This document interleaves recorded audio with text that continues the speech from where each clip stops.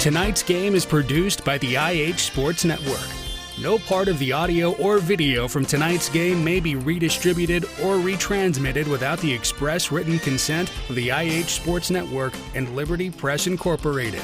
The IH Sports Network's first commitment is to the student athletes of our community, their families, and their coaches. Find us online at ihsports.net.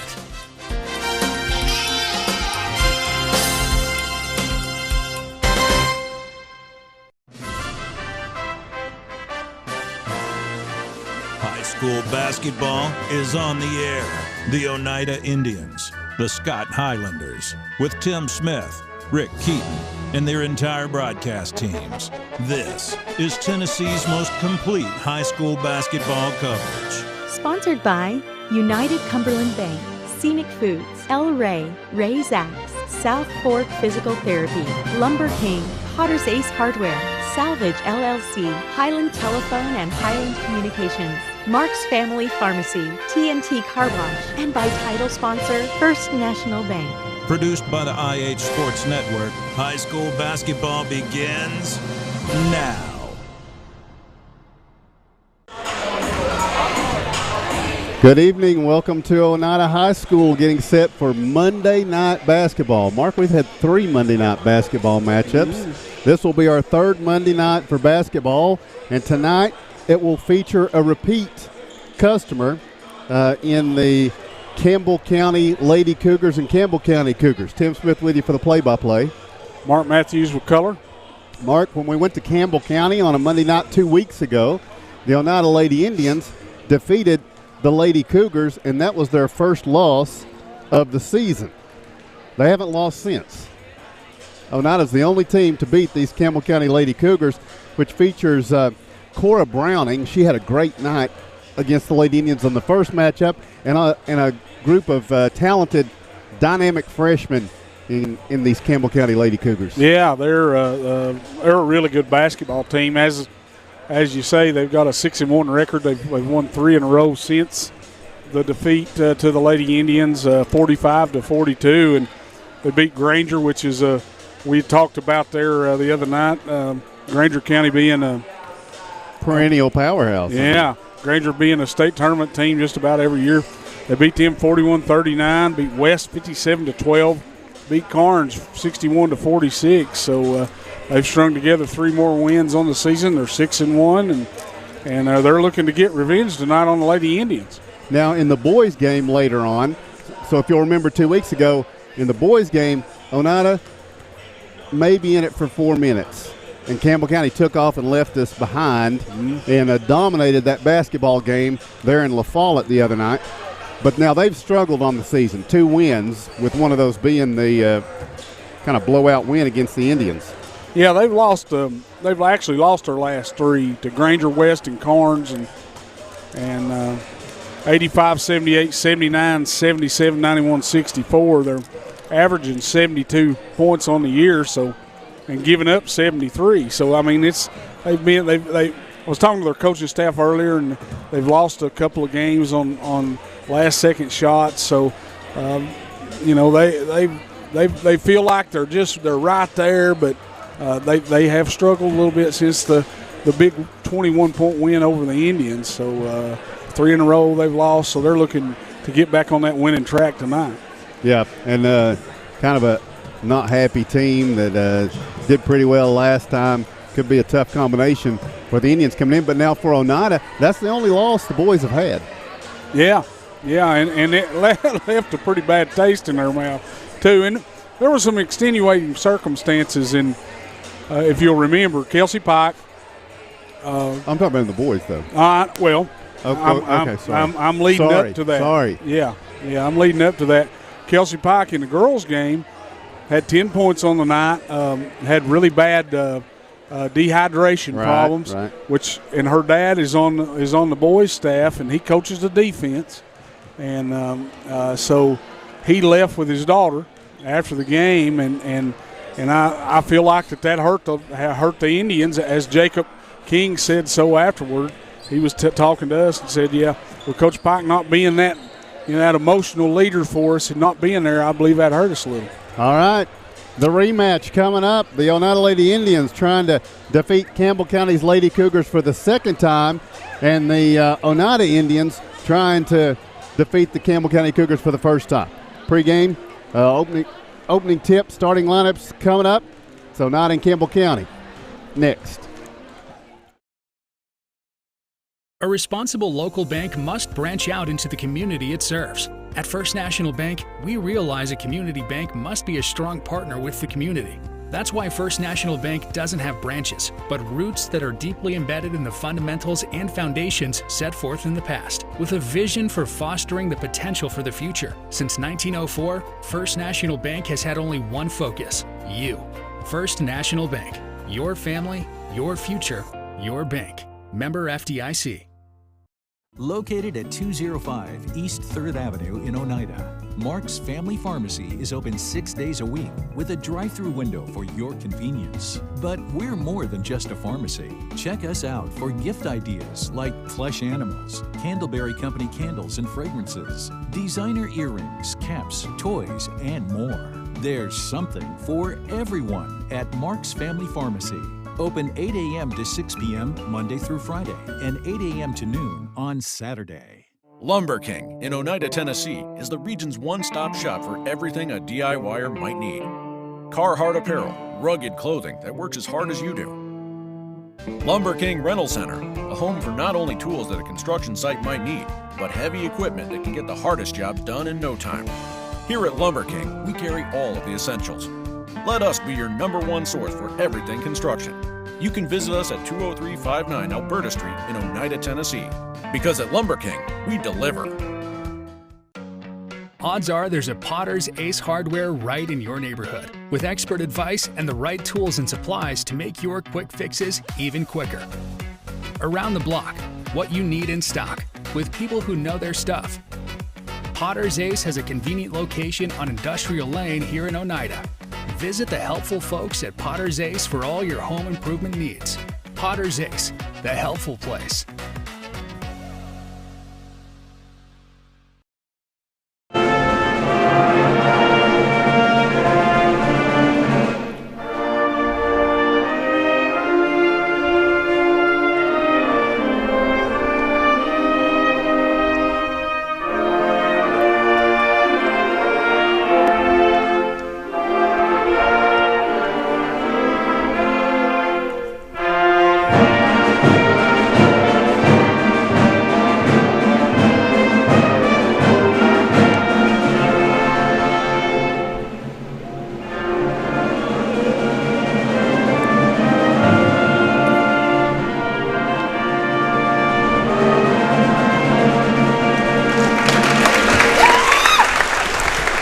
The Oneida Pep Band with our national anthem, and we're just about set to go from Oneida High School with high school basketball on this Monday night. A reminder, we're here tonight. Tomorrow night, Oneida travels to York, and we do not have that broadcast tomorrow evening. So I believe there is some Scott High basketball going to be broadcast to you tomorrow night.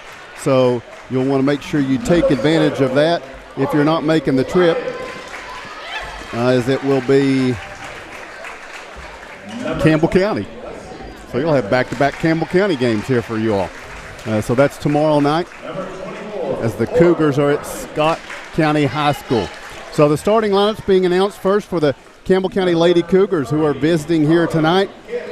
And their starters are Cora Browning, Carly Kitts, Carly Whitehead,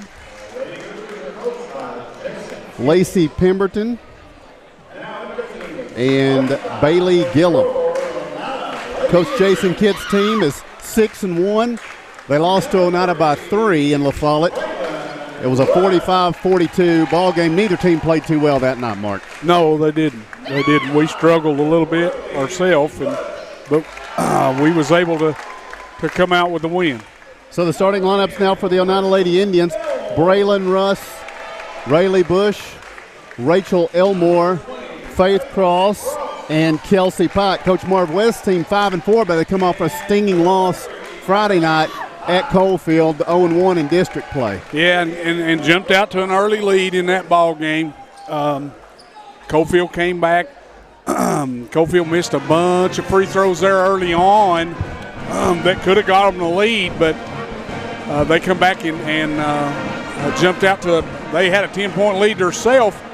Indians cut that down and lost by 3 late in the ball game with a chance to tie it there late. That's a tough loss for the Lady Indians. All right, so the Campbell County Lady Cougars in the road blue uniforms with white numerals. They've got orange and white stripes down the side of their uniforms. So not in the home white uniforms, orange numerals trimmed in black. And it will be Faith Cross to tip it against Cora Browning, as Oneida will move right to left in this first period. As we're set to go with Monday Night Basketball first quarter, Oneida and Campbell County. Ball is in the air. Tip is going to be controlled by the Lady Indians. And Oneida's Rachel Elmore works with it out top. Campbell County man-to-man defense. Faith Cross pops up on the left wing. Drives, kicks it out to Braylon Russ for an early 3. Won't fall. On the rebound, Rayleigh Bush deflects it but can't maintain it. Ball will go over to Campbell County. Oneida will set up in full court pressure here. Had a good look at a 3 right there, but just couldn't bring it down. Cora Browning will work the ball into Bailey Gillum, and Gillum harassed by Rayleigh Bush. Back to Browning. Oh, she traveled. She did. Wanted to get it into front court and took a step before making the pass. And a turnover, just what Coach West wanted out of that press. Yeah, and that's something that Coach West likes to do, is to press you early and make those mistakes. Rayleigh Bush drives, kicks to Elmore. Now Kelsey Pike.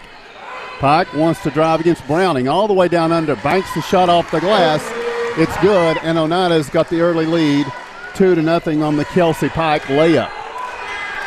Mark Mitch and Kelsey limited to 10 points and very limited in minutes last time. Coach West preserved her for the final 4 minutes, and it was just enough to get Oneida by in that one. As here at the other end, Campbell County drives all the way coast to coast. Carly Whited banks the shot in good, and we're tied at 2. Back the other way, Faith Cross fakes the shot, drives the paint, lays it up there, no good. Rebound, Braylon Russ among defenders, hooks it back up, no good. First try, second try. She kind of had a hand, almost a little push-off to get that rebound, and then she's fouled on the way back up with it. The foul will be against Lacey Pemberton. For Pemberton, that will be her first, team's first, and Braylon Russ will go to the free throw line. Pretty savvy move by Braylon. Yeah. Braylon Russ, not the tallest player out there, but, man, she just gets in there and battles for those rebounds and always just seems like she gets a bunch of them. Gives Oneida the lead, 3-2. Second free throw is good from Braylon Russ, and Oneida has a 4-2 lead. Now Cora Browning will bring it in. She finds Carly Whitehead. Last time Whitehead took it the length of the court and scored. She'll work against Rayleigh Bush here, turning her in rear court. Now across the mid-stripe to the right side. Turned back inside, in through the paint, all the way to the baseline, hooks it up there, no good. Rebound pulled away, Braylon Russ. Russ double-teamed in rear court, gets to Faith Cross, Oneida's got numbers. Ahead to Elmore. Elmore at the top of the key, looks right. Now drives elbow, gets it out to Kelsey Pike. Juggling catch. Kelsey goes behind the back, down to the baseline. A trio of defenders deflects her shot, and it's going to be Lacey Pemberton who comes up with it. She gets it to Cora Browning. Oneida leading 4-2, and here's Browning the other way for Campbell County. Whitehead on the drive. Kicks it out now. This is going to be Carly Kitts. As they weave out top with the basketball, Browning backs up. We saw her catch fire late in La Follette a couple of weeks ago. Now driving the baseline. Bounce feed's going to be kicked by Faith Cross. Yeah, good, just a hustle play. A good defense by Faith. Kicked the ball, got it out of bounds, but didn't let her drive in there in the paint. Oneida leading 4-2. Carly Whitehead will bring it in from the baseline. Whitehead looking at her options, gets it into Browning in the right corner. Browning, head fake, drives, circles back out on the wing. Now around to Carly Kitts. Kitts has the ball deflected. Loose picked up by Carly Whitehead. Nice pass over to Pemberton for the layup good. Lacey Pemberton for 2. We're tied at 4 with 5:35 to play in the first quarter. Elmore in front court goes over to Faith Cross. Cross pitches it to Braylon Russ. And now Russ will get the pass to Rayleigh Bush, left wing for 3. In and out, no good. Rebound tipped. Elmore has it, loses it on the floor. It's going to be a jump ball, and it will go over to Campbell County. Tying that one up, Bailey Gillum. Yeah, look, Bush had a good look right there at a 3. Wasn't able to drop it in, but Rachel getting the rebound, but them tying it up there. Browning works it into Gillum. Now back to Browning, tied at 4. We played almost 3 minutes of this first quarter, and here's Campbell County into front court. In this tie game, Browning on the drive, kicks it out. This is going to be Gillum driving into the paint, running one-hander, no good. Rebound is going to be Bush. Rayleigh across midcourt, pitches it over to Kelsey Pike. Cross-court pass, Elmore dumps it down low. Russ, nice up and under move, couldn't get the shot to fall, but she's unafraid of the size down there, and then Elmore trying to wrest free a rebound is going to be called for a reach-in foul here. Braylon just not intimidated. Not at all. Down under. Not at all. Cora Browning will bring it into Carly Whitehead. Tied at 4. Whitehead going to walk it up court. Russ providing the defense. Now Whitehead up the left side. Russ right there with her. Now Whitehead spins, goes through the lane, running one-hander, rattles. No good, but she's fouled. And is this number 2 on perhaps Rachel Elmore?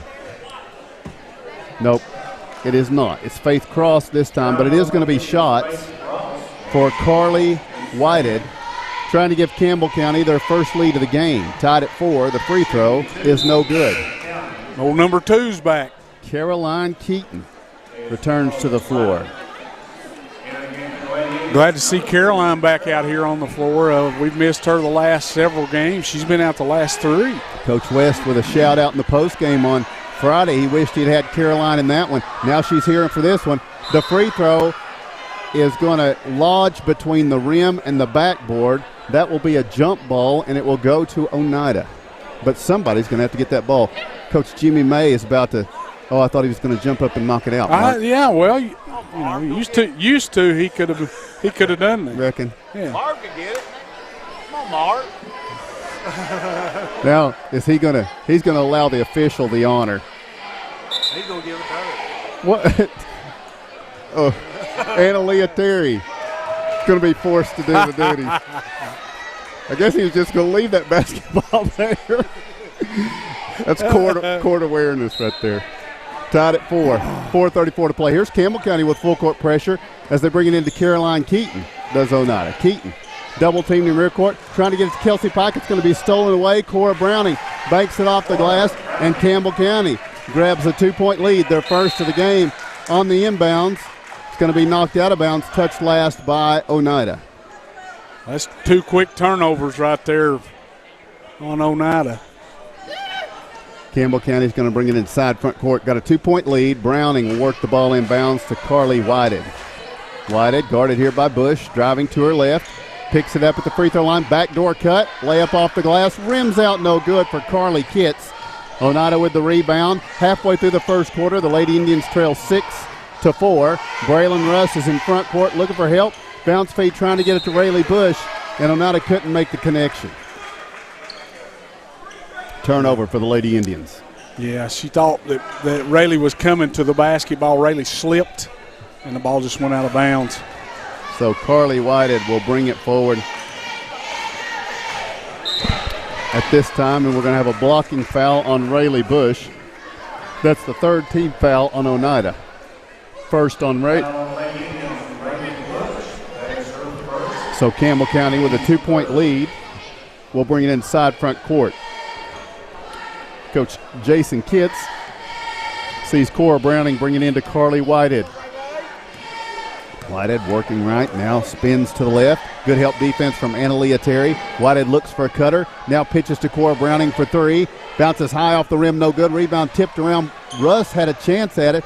Now they pitch it back out. Browning takes a stab at the left elbow, goes back out high to Carly Whitehead. She sets a pick. Whitehead has it. And now goes back to Kitts over in the left corner. Back to Whitehead, spinning down near the baseline. Jump stop, shot no good. Spinning, put back by Pemberton is good. Lacey Pemberton now with 4 points, and it's a 4-point lead for Campbell County. Oneida gets to Kelsey Pike. Now Oneida's got 3-on-1 numbers. Pitch over to Analia Terry for the jumper. Sails a little bit long. Rebound tip. Kelsey Pike gets it back, puts it up and in good.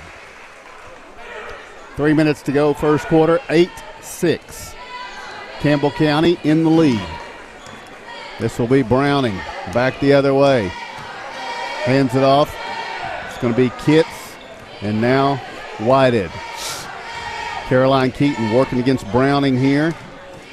Now it's going to be Whitehead driving through, looping it off the glass, no good. Rebound deflected by Analia Terry. Now into front court. Oneida gets it to Caroline Keaton. Spinning shot for Braylon Russ. Wow, that's a tough shot. Braylon makes it go. She's got 4, and Oneida and Campbell County are tied at 8. Yeah, Braylon Russ was coming down the lane, and Caroline Keaton made a heck of a play on the ball right there. Looked like it might have been a turnover, and she come around, threw it back to Braylon, and Braylon put it in the hoop. There's Whitehead driving through, pitching it out. Gillum launches a 3. It's no good. Rebound is Rayleigh Bush. Bush looking out ahead to Braylon Russ on the run out. Got past Browning. Shot won't go. Russ wants to put it back up, and a jump ball. It will go to Campbell County. 1:55 to play in the first quarter. Here comes Rachel Elmore. Rayleigh Bush will get rest. We're tied at 8 in the first quarter. Campbell County basketball. Braylon Russ has four rebounds so far here in the first quarter. She's just always down there scrapping. Some confusion on whose basketball it would be. Now they've got it cleared up. Oneida pressuring full court. Browning brings it into Gillum. Gillum cross-court pass. This is Kylie Davis, new into the game for Campbell County. Davis working it up the left side for the Lady Cougars. This is the first substitution for Campbell County. She'll pitch it to Gillum. Gillum around to Browning on the right wing, fakes the shot, driving all the way through, under the basket, layup on the left side won't go. Rebound is going to be Braylon Russ, cleaning the glass. Yes, she is. She is finding the basketball. Loses it in front court, bounce feed over to Caroline Keaton. Tied at 8. Each team has had a lead. Been a close game, though. Now Terry looks for Kelsey Pike. Pike spinning, working against Browning all the way baseline. Shot off the glass won't go. Rebound collected by Cora Browning. Long down court, Browning gets it ahead. This is going to be Kitts. Backing, turning, shot won't go. Rebound put back, good. That's going to be Carly Kitts. 1 minute to go first quarter, and it's a 10-8 lead for Campbell County. Caroline Keaton all the way down court. Going to be called for the charge as Campbell County got set. It was Lacey Pemberton drawing the contact from Caroline Keaton. Here comes Allie Smith, Grace Shoemaker. Braylon Russ going to get a rest. Good first quarter for Braylon. Caroline Keaton will exit. Oneida down 2 with 54 seconds to play in the first quarter. And Cora Browning to work it in for Campbell County. Browning looks, gets it to Bailey Gillum. Gillum's going to bring it up the right side, lobbing ahead. She makes the pass to Sailor Hutchison. Hutchison with the basketball now. Cross-court pass goes to Davis on the left side. 39 ticks in the first quarter. Campbell County with a 10-8 lead. Oneida slated to get the ball to start the second quarter. Allie Smith working against Kylie Davis here. She picks up the dribble, goes to Browning with 25 seconds to play in the first quarter. Campbell County with this 2-point lead. Looks like they're trying to dip for the last shot here. Driving to the left. They get it to the corner. And now back out to Browning with 13, 12, 11 seconds. Kelsey Pike on her. Pass goes right side. Hutchison, free throw line. Turns, kicks to the corner. And this is going to be a drop, nice pass down under for the layup for Emma Brandenburg. It's good. It worked really well for Campbell County to the buzzer. They've got a 4-point lead as we go to the second quarter. Your score is Campbell County 12 and Oneida 8. The superior technology of fiber optics carries a communication signal that is more robust and reliable than older technologies.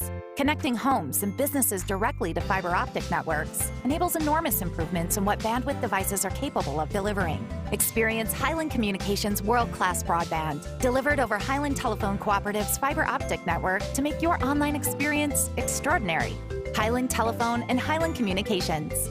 World-class connections with a local, hometown touch. Scenic Foods is about freshness, with meat cut in-store daily and special cut upon request. A deli that offers fresh meats and cheeses sliced to your choosing. A produce department offering fresh fruits and vegetables, and of course a full line of competitively priced groceries to meet your weekly shopping needs. Scenic Foods is about value and convenience. Don't have time to cook supper? Try our cheese sticks, pizza, and wings, as well as our fresh-made desserts and side dishes. Need to fill an empty pantry? We have all you need at Scenic Foods, located at 7352 Baker Highway in Huntsville. That probably the only Welcome back, Oneida and Campbell County. Lady Indians with the basketball, and Oneida trails 12-8. Annalea Terry, Grace Shoemaker, Allie Smith, Faith Cross, and Rachel Elmore out there for Oneida. For Campbell County, it is Whitehead, Davis, Brandenburg, Kitts. There's a shot up, no good. Rachel Elmore trying to keep it alive, and it will go over to Campbell County. Sailor Hutchison also out there for Campbell County. So, Lady Cougars will have the basketball and a 4-point lead here. I would die if I tried that. Campbell County, this is going to be Carly Whitehead. Working the point, brings it across midcourt. Stabs right, now goes back to the left. Hands it off here, and now it's, looked like Faith Cross had a steal, but it's going to be Carly Kitts who is fouled. Faith's second foul, team's fifth. Well, that's close right there. That looked like she had the steal, but he was quick to call that one. Coach West is administering correction to the official there from his opinion. Now here's Carly Whitehead the other way, driving down, lobs it over for Brandenburg. She has it taken away by Annalea Terry. Long down court, she shoots it to Allie Smith. Smith on the baseline, going to be fouled on a hand check here. Campbell County's Kylie Davis picks up the second foul for the Lady Cougars. Yeah, Annalea Terry steals it on this end, and then we get fouled on the other end. Good job by Annalea. Start that thing off. Elmore lobs it into Braylon Russ. Bounce feed over to Terry. Inside 7 minutes to play here in the first half. Oneida down 4, 12-8. This match is Campbell County's biggest lead of the game. Elmore with the basketball out top. Driving to her right. Gives the dump off down in the paint. Braylon Russ takes it up. Shot won't go. Rebound is going to be taken here by Sailor Hutchison. Cross-court pass. Hutchison gets to Kylie Davis. Backing her way in. Now she hands it off to Carly Whitehead. Whitehead driving right. Now hands it off. And now they work it around to Hutchison. Into the paint. Hutchison all the way under. Lays it off the glass. Good. And that's now the biggest lead for Campbell County. 14-8. Oneida didn't really even get in her way on that trip, Mark, as Oneida gets it back the other way to Allie Smith for a three. No good. Backside rebound. Grace Shoemaker back up and good. Shoemaker gets the two, cutting it back to 4 with 6 minutes to play in the first half. Grace getting the rebound on the missed shot there and puts it back up. Boy, we needed that. Kelsey Pike set to come back in at the next dead ball. And here Campbell County with a 4-point lead. Whitehead drives through the paint. Ball deflected, out of bounds. It will stay with Campbell County. 5:42 to go. Here's Pike back in for Campbell County. Browning and Pemberton return. From the baseline, Whitehead to work the ball in bounds. She'll lob it out. Browning reverses it around. Three-pointer is up and no good from Kitts. Rebound, Terry bumped and fouled. This is going to be against Campbell County's Carly Whitehead. Her first, team's third. Rayleigh Bush up off the bench and back into the game. Oneida down 4. They'll have the basketball. Campbell County going to pressure full court. Inbounds is to Rayleigh Bush. Across to Braylon Russ. Russ with the double team. Ball deflected out of bounds. Yeah, they're getting after us with that full court press. It's causing the Lady Indians trouble. Russ brings it into Rayleigh Bush. And Bush will work it across midcourt. Driving to her right. Pass to Russ down to the corner. Annalea Terry. She circles back out high. Now Pike makes the catch. Drives down in the paint. Shot off the glass. Good. Pike rested. Back on the court now with the drive. Cuts the Campbell County lead down to 2. 14-12 as we hit the 5-minute mark. A near travel in rear court. Now Browning up the left side for Campbell County. Pass back out near midcourt is deflected and saved out of bounds by Campbell County. So it's not really saved. It goes over to Oneida. Good job. Good pressure defense by these Lady Indians. So Kelsey Pike will bring it into Rayleigh Bush. Oneida down 2. Chance to tie, maybe take the lead with a 3. Here's Shoemaker handing it to Kelsey Pike. Pike on the drive on the right side, pitches to Braylon Russ. Russ takes it free throw line, gets a deflected pass out to Shoemaker. Shoemaker takes a stab. Now Terry circling back out. She gets to Braylon Russ. 4.5 to play. Russ sees a lane, driving, reach-in foul, and a grab by Campbell County. That's going to be Carly Whitehead, her second, team fourth. Gillum will check in, and Oneida will bring it in from the baseline. Down 2, 14-12 the score. Rayleigh Bush will work it inbounds. Kelsey Pike shoots for the lead. It is in and out, no good. Rebound is going to be pulled in by Pemberton. Oh, that rattled halfway down and came out. Now Carly Whitehead brings it the other way for Campbell County. Driving to her left, she draws a crowd and looks for help. Pitches out Cora Browning for 3, no good. Rebound, Rayleigh Bush. Now directing traffic across midcourt. Bush now free throw line, all the way down under. Banks the shot up, no good. Nice box out. Grace Shoemaker back up, no good. Her own rebound again, spinning. She's going to pitch it out. Braylon Russ shoots for the lead. The 3, Banks no good. Battle for the rebound here. Oneida, Kelsey Pike has it. 2-point lead for Campbell County. Shoemaker works around to Braylon Russ on the left wing. Russ wants to take a stab against Kitts. Into the paint. Now leaves it over to the corner, trying to get it to Grace Shoemaker. Can't make the connection. And here comes Caroline Keaton, Rachel Elmore, and Russ will get rest, as will Shoemaker.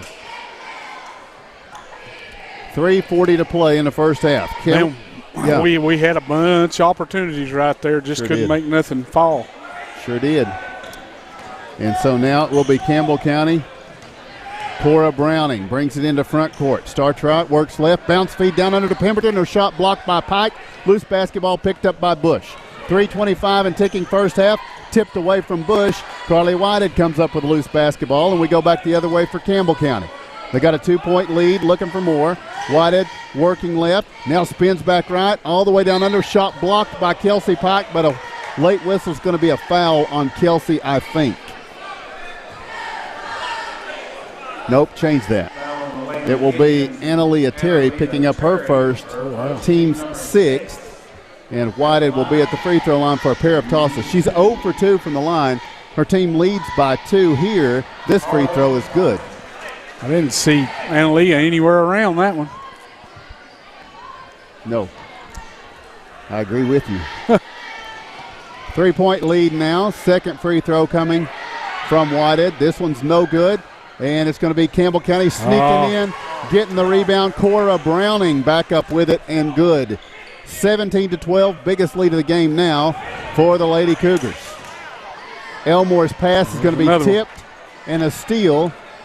Coach West is requesting the bounce passes, and the Lady Indians aren't coming through with it right now, so he keeps rotating folks in and out of this game. I can't say as I blame him. 2:45 to play here in the first half. With the basketball, this is going to be Carly Kitts. She hands it off to Browning. Now Whitehead steps back for a 2-pointer. It's no good. Rebound falls to the floor. Elmore with the basketball, and it's going to be stolen away by Campbell County again here. Pemberton in front court with it. Pitches over to Whitehead. She sees a lane, drives through, banks it off the glass, no good. Rebound falls to the floor. Kelsey Pike has it. It's a 5-point game. Pike with 2:15 and ticking in the first half. Pitches it to Caroline Keaton. Keaton picked up here by Kylie Davis. Pass goes over to Elmore on the right wing. Elmore, free throw line, gets it out to Rayleigh Bush, kicks it to the corner. Caroline Keaton for 3, won't go. Battle for the rebound. Campbell County has it. This is Carly Kitts out of there with it. Kitts into front court, driving all the way down right side, pitches to the trailing Carly Whitehead for 3. The shot no good. Rebound Rayleigh Bush. Still a 5-point Campbell County lead. Bush out ahead to Kelsey Pike. Her pass tipped out of bounds by, I think it was Carly Kitts. It will stay with Oneida in a 5-point game. Timeout requested for Oneida. We'll take the same. 1:43 to play first half. Your score, Campbell County 17, Oneida 12. Located at 205 East 3rd Avenue in Oneida, Mark's Family Pharmacy is open 6 days a week with a drive-through window for your convenience. But we're more than just a pharmacy. Check us out for gift ideas like plush animals, Candleberry Company candles and fragrances, designer earrings, caps, toys, and more. There's something for everyone at Mark's Family Pharmacy. Open 8 a.m. to 6 p.m. Monday through Friday and 8 a.m. to noon on Saturday. Welcome back to Oneida basketball. 1:43 to play in the first half. And it will be Lady Indian basketball out of a timeout. Down 5, 17-12. Kelsey Pike to work the ball inbounds. From the baseline, she gets to Analia Terry. Now Caroline Keaton looks in at Pike, rips it across to Rayleigh Bush, who drives the baseline. Shot is going to be short. Rebound is going to be Pemberton. Campbell County, 5-point lead, looking for more. Into front court here, Kylie Davis. Now the pass down into Pemberton. Bounce feed's going to be Carly Whited. Wants to drive. Puts the shot up there. Got it to go. That's a tough shot, Mark. That was a real tough shot. Caroline Keaton had good defensive position on her. She just shot it over. Now the biggest lead of the game. It is Campbell County with a 7-point edge. As we approach the minute mark of this first half, Oneida turns it over. On the bounce feed, it will be Campbell County basketball. 1:06 to play here in the first half. Campbell County gets it into Kylie Davis. Davis will work up the left side for the Cougars. Now she spins right, hands it off. This is going to be Kitts. Kitts on the drive. Now it's a pull-up jumper for Gillum. It rattles out, no good. The putback by Pemberton is good. Lacey Pemberton with 6, and Campbell County now has a 9-point lead with 40 seconds to play in the first half. The kick to the corner, Allie Smith for 3, good. Allie Smith helps break a long Oneida drought, cuts the lead to 6 with 30 seconds to play in the first half, and back the other way, Kylie Davis. She hands it off to Cora Browning. Browning back to the left. It's going to be Gillum driving all the way through, shot blocked out of bounds, touched last by Oneida. We're getting beat off the dribble a lot of times out here out front, and driving the lane, there's nobody there to help. And they're going in there and getting easy layups, and it's just, I don't know. I know it's frustrating for Coach West. Yeah. 6-point game. Here's Browning turning, lowering the shoulder, creating enough space to drop in a 2-pointer and make it an 8-point game, as it's Kelsey Pike splitting a couple of defenders and fouled in the process. The foul will be against Campbell County's Carly Kitts, her first, team's 5th.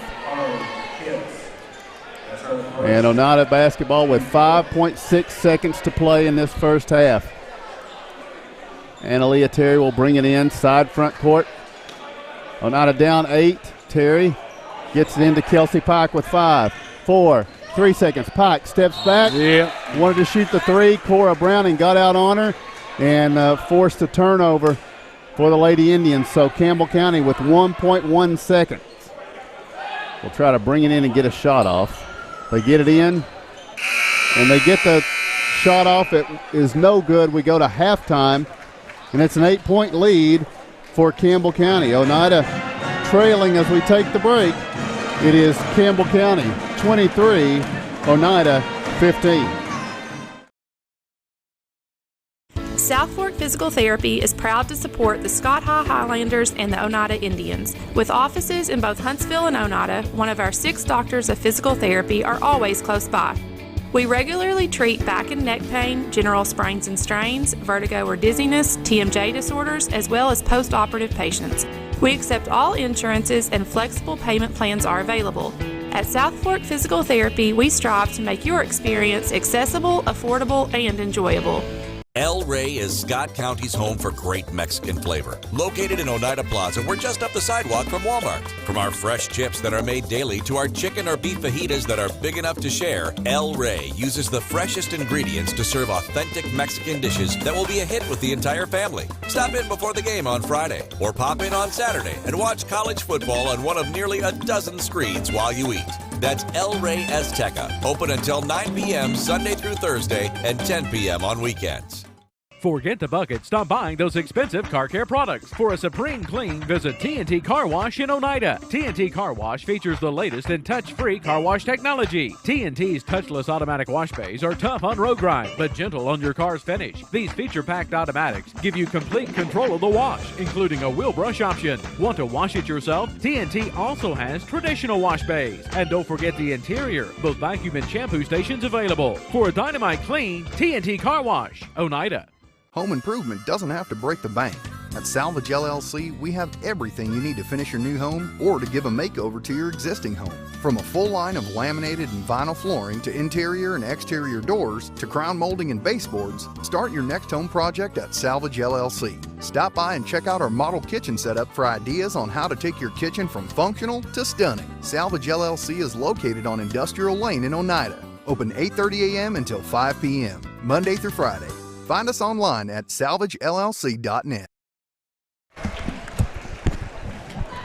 Welcome back to Oneida as the Lady Indians trail the Lady Cougars from Campbell County by a score of 23-15. Taking a look at our first half scoring for Campbell County, they were led along the way by Pemberton and Browning, each with 6 points. Whited contributed 5, was 1 of 4 from the free throw line. With 2 points each is Kitts, Hutchinson, and Brandenburg. And as a team was Carly Whited. She was the only one that went to the line on shooting free throws there in the first half. As I said, was 1 of 4. For the Oneida Lady Indians, they were led in scoring by Kelsey Pike with 6 points. 4 points by Braylon Russ. All half of her points came from the free throw line, and she was 2 of 2 from there. 3-point basket by Allie Smith, which was also the only 3-point basket from either team in the first half. And Grace Shoemaker with 2 points. Once again, the Lady Indians 2 of 2 from the free throw line there in the first half. Your score here at halftime, Campbell County Lady Cougars 23, the Oneida Lady Indians 15. We'll take another break and be back right after this.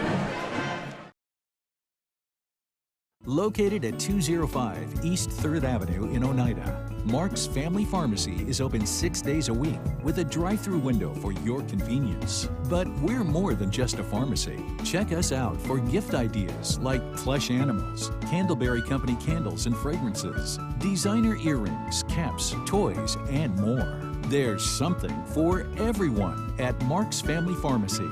Open 8 a.m. to 6 p.m. Monday through Friday and 8 a.m. to noon on Saturday. Lumber King in Oneida, Tennessee is the region's one-stop shop for everything a DIYer might need. Carhartt apparel, rugged clothing that works as hard as you do. Lumber King Rental Center, a home for not only tools that a construction site might need, but heavy equipment that can get the hardest jobs done in no time. Here at Lumber King, we carry all of the essentials. Let us be your #1 source for everything construction. You can visit us at 20359 Alberta Street in Oneida, Tennessee. Because at Lumber King, we deliver. Banking is easier at United Cumberland Bank. ATM deposits, instant issue debit cards, and a mobile app that gives you full control are just a few reasons why more Scott Countyans are choosing United Cumberland Bank. This is Tammy Strunk, new accounts representative, and I would appreciate your business. Come see me and find out why more Scott Countyans are choosing United Cumberland Bank. Member FDIC. Forget the bucket. Stop buying those expensive car care products. For a supreme clean, visit T&T Car Wash in Oneida. T&T Car Wash features the latest in touch-free car wash technology. T&T's touchless automatic wash bays are tough on road grime, but gentle on your car's finish. These feature-packed automatics give you complete control of the wash, including a wheel brush option. Want to wash it yourself? T&T also has traditional wash bays. And don't forget the interior, both vacuum and shampoo stations available. For a dynamite clean, T&T Car Wash, Oneida. Welcome back to halftime here at Oneida as the Oneida Pep Band entertains us as the Lady Indians lacked a little bit of entertainment there in that first half, Mark. They had some bad turnovers, didn't they? They had 10 of them. 10 of them. Coach Marv West, you could see, was pretty upset about that, and very unnecessary turnovers too. Very uncharacteristic turnovers they had, but and we had a lot of open looks. and just aren't knocking them down. And we've had Braylon Russ had five rebounds. She gets in there and scraps, doesn't she? She just finds she's not big as a minute, but she gets in there and just scraps for those rebounds. She had 5 of those in the first half, and Rayleigh Bush had 5 of them. Kelsey Pike had 3, but those 10 turnovers, that's the difference in the ball game right now. They've got an 8-point lead, and those second chance points back under the bucket here for them. Offensive rebounds for them has been big. Well, now I'm not a basketball expert by any means. Anybody that's been around me knows that. But one thing I do notice a lot of is when you're getting tired or maybe just not into it much, a lot of rebounds making it all the way to the floor before anybody tries to get anything. To me, that would be a point of frustration. Yeah, and I'll tell you something else. They're outworking us down here. Yes, they are. On the offensive side, when we have a chance to get a defensive rebound, seems like they're getting that. When they miss a shot, they're getting those second chance points. And first half, I believe they just outworked us a little bit on the board. All right, we'll take one more break. When we return, we'll have the start of the second half. Lady Indians have a little bit of work to do. They trail 23-15 to the Lady Cougars of Campbell County. We'll be back right after this.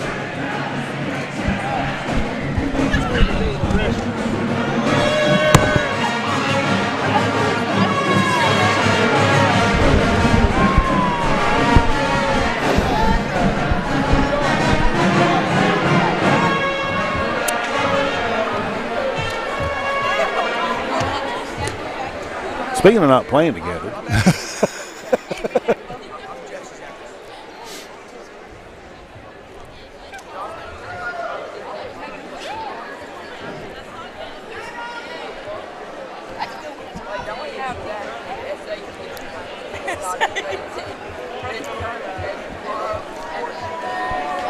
Still in the locker room. I bet they're getting absolutely ripped.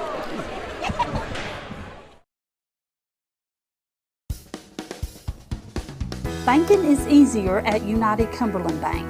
ATM deposits, instant issue debit cards, and a mobile app that gives you full control are just a few reasons why more Scott Countyans are choosing United Cumberland Bank. This is Tammy Strunk, new accounts representative, and I would appreciate your business. Come see me and find out why more Scott Countyans are choosing United Cumberland Bank. Member FDIC. Scenic Foods is about freshness, with meat cut in-store daily and special cut upon request. A deli that offers fresh meats and cheeses sliced to your choosing. A produce department offering fresh fruits and vegetables, and of course a full line of competitively priced groceries to meet your weekly shopping needs. Scenic Foods is about value and convenience. Don't have time to cook supper? Try our cheese sticks, pizza, and wings, as well as our fresh-made desserts and side dishes. Need to fill an empty pantry? We have all you need at Scenic Foods, located at 7352 Baker Highway in Huntsville. Odds are there's a Potter's Ace Hardware right in your neighborhood, with expert advice and the right tools and supplies to make your quick fixes even quicker. Around the block, what you need in stock, with people who know their stuff. Potter's Ace has a convenient location on Industrial Lane here in Oneida. Visit the helpful folks at Potter's Ace for all your home improvement needs. Potter's Ace. Welcome back to action. The Campbell County Lady Cougars with the basketball to start the second half. They get it into Pemberton. Turnaround jumper's no good. Rebound falls to the floor. Oneida fields it. And then Elmore, as she turns with it, the ball is taken away by Kitts, but then Oneida is able to get it right back. So it's going to be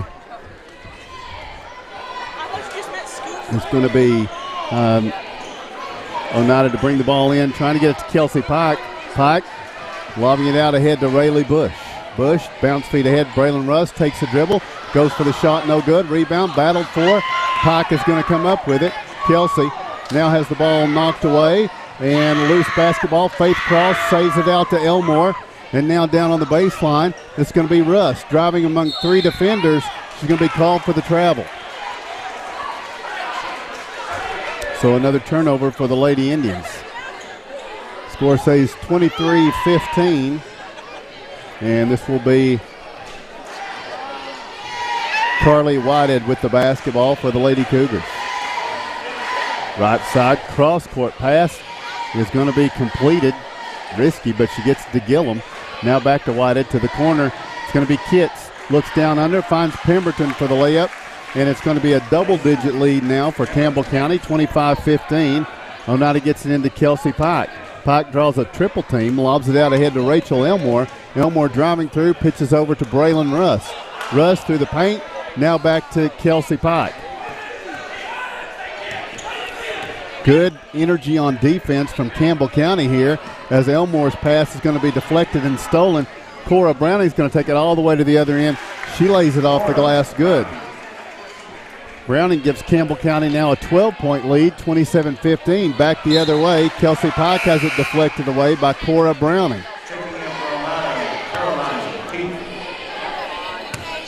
So Campbell County bringing the defensive energy here in this second half against the Lady Indians. And now it will be Rayleigh Bush with the basketball. Pass over to Caroline Keaton.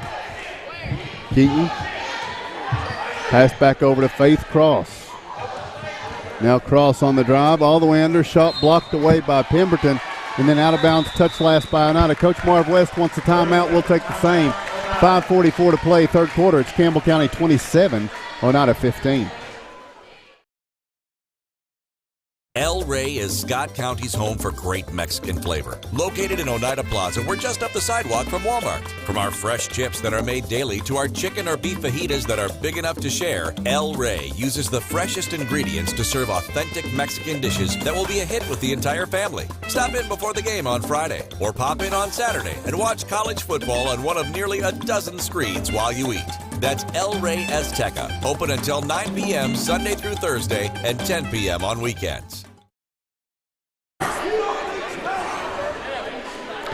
Welcome back to Oneida basketball. Coach Marv West out of a timeout searching for answers here. Campbell County came out of the locker room with defensive intensity, and the Lady Indians have been unable to match that. They trail by 12 here in this one, and it's going to be back at the other end. Campbell County turning it over. So Oneida comes up with a turnover, gets it out ahead to Kelsey Pike. Pike then has it stolen away by Cora Browning, tries to battle for it and tie it up. And it will be Campbell County basketball on the jump ball situation with 5:25 to play, third quarter. Look at what just come in the door. Do you think, as Emma Brandenburg hits the court, you think John Strunk's going to be able to turn this thing around for Oneida? I don't down know. 12. I was just about to walk back out the door when I seen the score. I wouldn't want to be responsible for you this. could have come to one that wasn't so one-sided. Bailey Gillum gets into front court. She'll pitch it to Carly Whitehead. Whitehead being harassed here on the basketball. It's going to be another jump ball, and Oneida will get it back. Caroline Keaton with 5:09 to play in the third quarter. So Oneida starting to get possessions back, but they're going to need to turn it into points. Campbell County's allowed only 15 points with 5 minutes to go in the third. And we've struggled getting the ball in the hole so far here in this ballgame. Keaton goes over to Rayleigh Bush. And now Braylon Russ takes a stab free throw line, goes to the corner. Caroline Keaton back over. Rayleigh Bush tries a three. There we go. Good. Rayleigh Bush knocks down a three-pointer for Oneida. Cuts the Campbell County lead down to 9, and the Lady Indians will go with the full court 2-2-1 pressure. Whitehead mid-court gets it to Cora Browning. Kitts back to Whitehead. 4.5 to go, third quarter. Campbell County by 9, 27-18. Lady Cougars skip pass. Here's Kitts. Whitehead looks free throw line. Brandenburg out to Gillum for three. The shot won't go. Over the back on the rebound on Kitts will be the call here. That's her second foul. That's the first foul of the second half with 4:16 to play in the third quarter.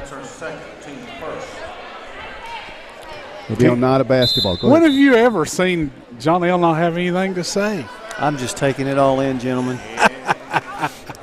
Indians grabbing a couple of possessions here in a row and, get a big three down here on this end. Hopefully we can get some points out of this one. But, boy, they've turned up the intensity on defense. Ball's knocked away from Faith Cross here. It's going to be tied up, and it will go over to Campbell County. And they did this a little bit in the first half, and you see them come back out here in the second and running that press, and it's give the Indians fits all ball game. So Cora Browning with the basketball now for Campbell County. She had a big second half a couple of weeks ago in La Follette. Got 8 points on the night. Here's a turnover. Faith Cross comes up with it, taking it down court all the way. Baseline shot, rolls off, no good. Rebound. Faith Cross back out to Allie Smith and now Kelsey Pike. 9-point game on the search for points. They've got the three-pointer from Rayleigh Bush moments ago. Now Pike driving down under, scoops the shot up there that rolls all over the rim, no good. On the rebound, it's going to be a jump ball. Possession arrow keeps it with Oneida. We just can't get one to fall in the bucket. We just can't. We're having a hard time with it. 3:36 to play in the third quarter. Rayleigh Bush will work it in. Kelsey Pike, a wide open look from the corner. It's a 6-point game. Pike knocks it down. That helps. She's got 9. Campbell County leads 27-21.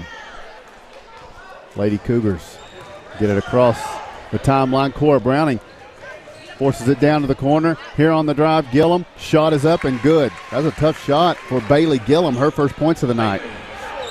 Makes it an 8-point game again. On the inbounds, the ball is fired and turned over, and Campbell County has it. Driving the baseline. Now they pitch it out to Cora Browning. Cross-court pass. Gillum for three. No good. Rebound falls to the floor. Still a battle for it. And it's going to be Brandenburg saving it to Cora Browning. 2:45 and ticking in the third quarter. It's Campbell County by 8, 29-21. And here is Kylie Davis handing it off to Cora Browning. Browning working against Bush. Now down baseline. Cross comes over to help defensively. Ball's deflected by Bruss. And now it's going to be Bush out ahead to Allie Smith. The layup won't go. On the rebound, Allie Smith hustling back in. She gets it, tries the reverse layup. It won't go. The follow by Bush is good. Rayleigh Bush with 5 points in the third quarter. It's a 6-point game with 2:18 to play. Campbell County wants a timeout here in the third. We take the break with your score. It's Campbell County 29, Oneida 23. Lumber King in Oneida, Tennessee is the region's one-stop shop for everything a DIYer might need. Carhartt apparel, rugged clothing that works as hard as you do. Lumber King Rental Center, a home for not only tools that a construction site might need, but heavy equipment that can get the hardest jobs done in no time. Here at Lumber King, we carry all of the essentials. Let us be your #1 source for everything construction. You can visit us at 20359 Alberta Street in Oneida, Tennessee. Because at Lumber King, we deliver.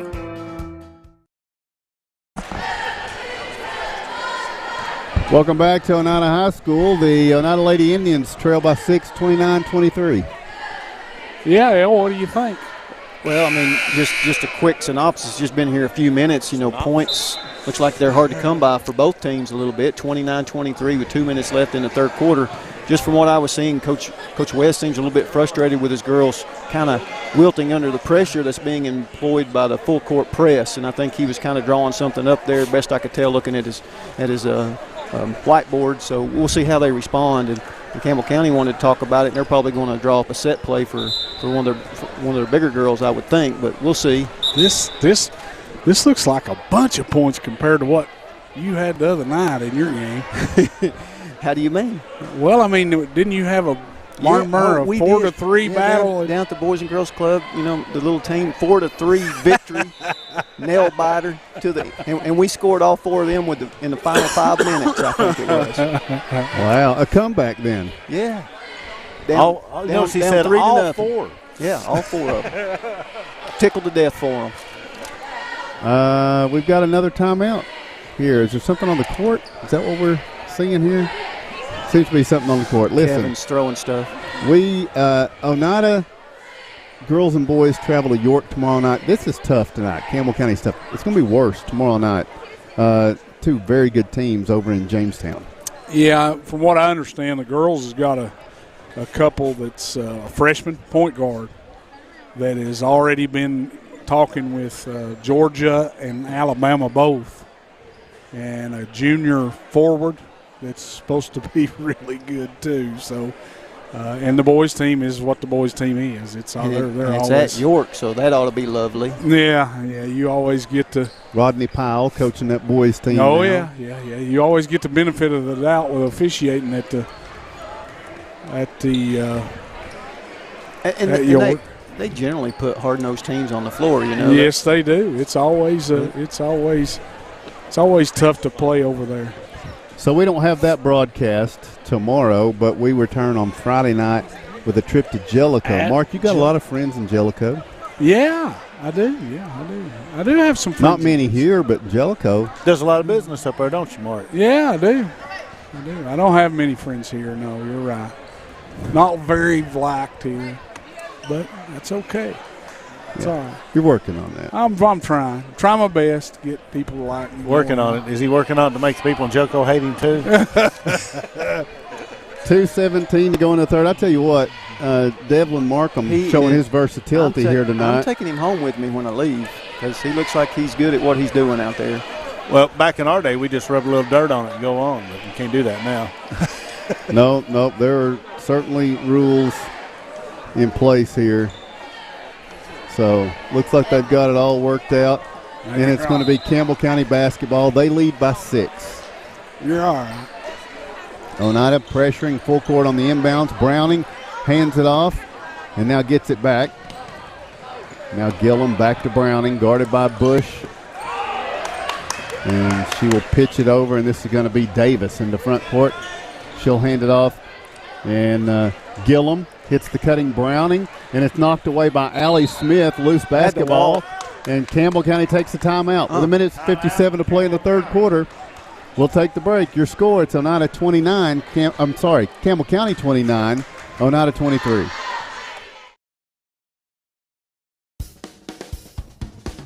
Banking is easier at United Cumberland Bank.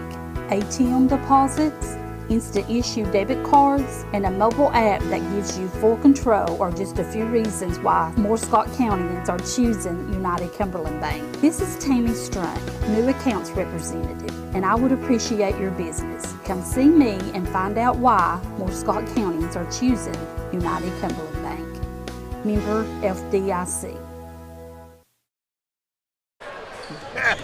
Welcome back to action. It is Campbell County off of the inbounds, running one-hander off the glass, no good.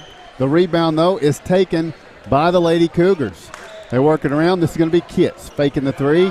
Now she pitches to Gillum. Gillum spinning, baseline, banks the shot in.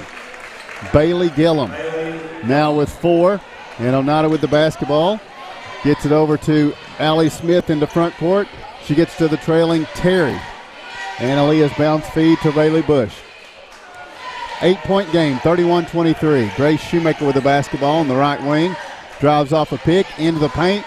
Shot is up, going to be no good. Rebound is going to be pulled in by Cora Browning. And Browning will get it to Davis. Davis back the other way, pitching to Kitts. Now Browning, well, she can hit him now. Instead of the three, though, she'll drive the baseline and lay it off the glass good. Cora Browning, she made a good decision there. She's got 10 points. It's a 10-point lead for Campbell County. And now the pass over for Allie Smith is going to be deflected out of bounds by Campbell County. Campbell County's doing a good job in their offense.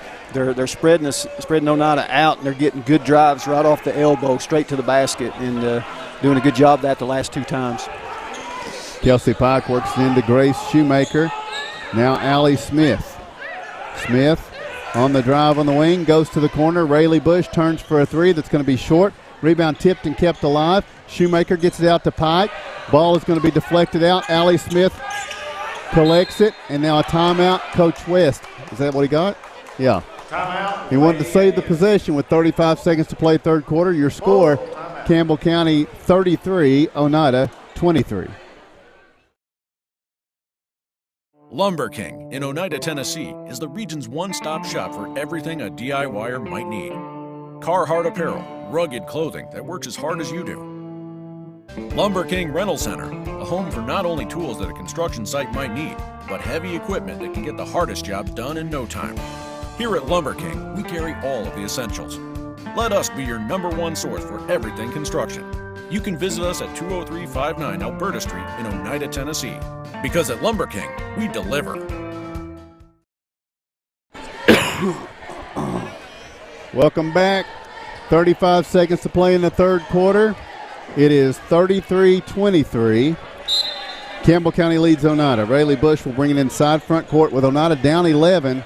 Bounce feed in. Kelsey Pike back to Bush. She draws the double team. Goes to Pike.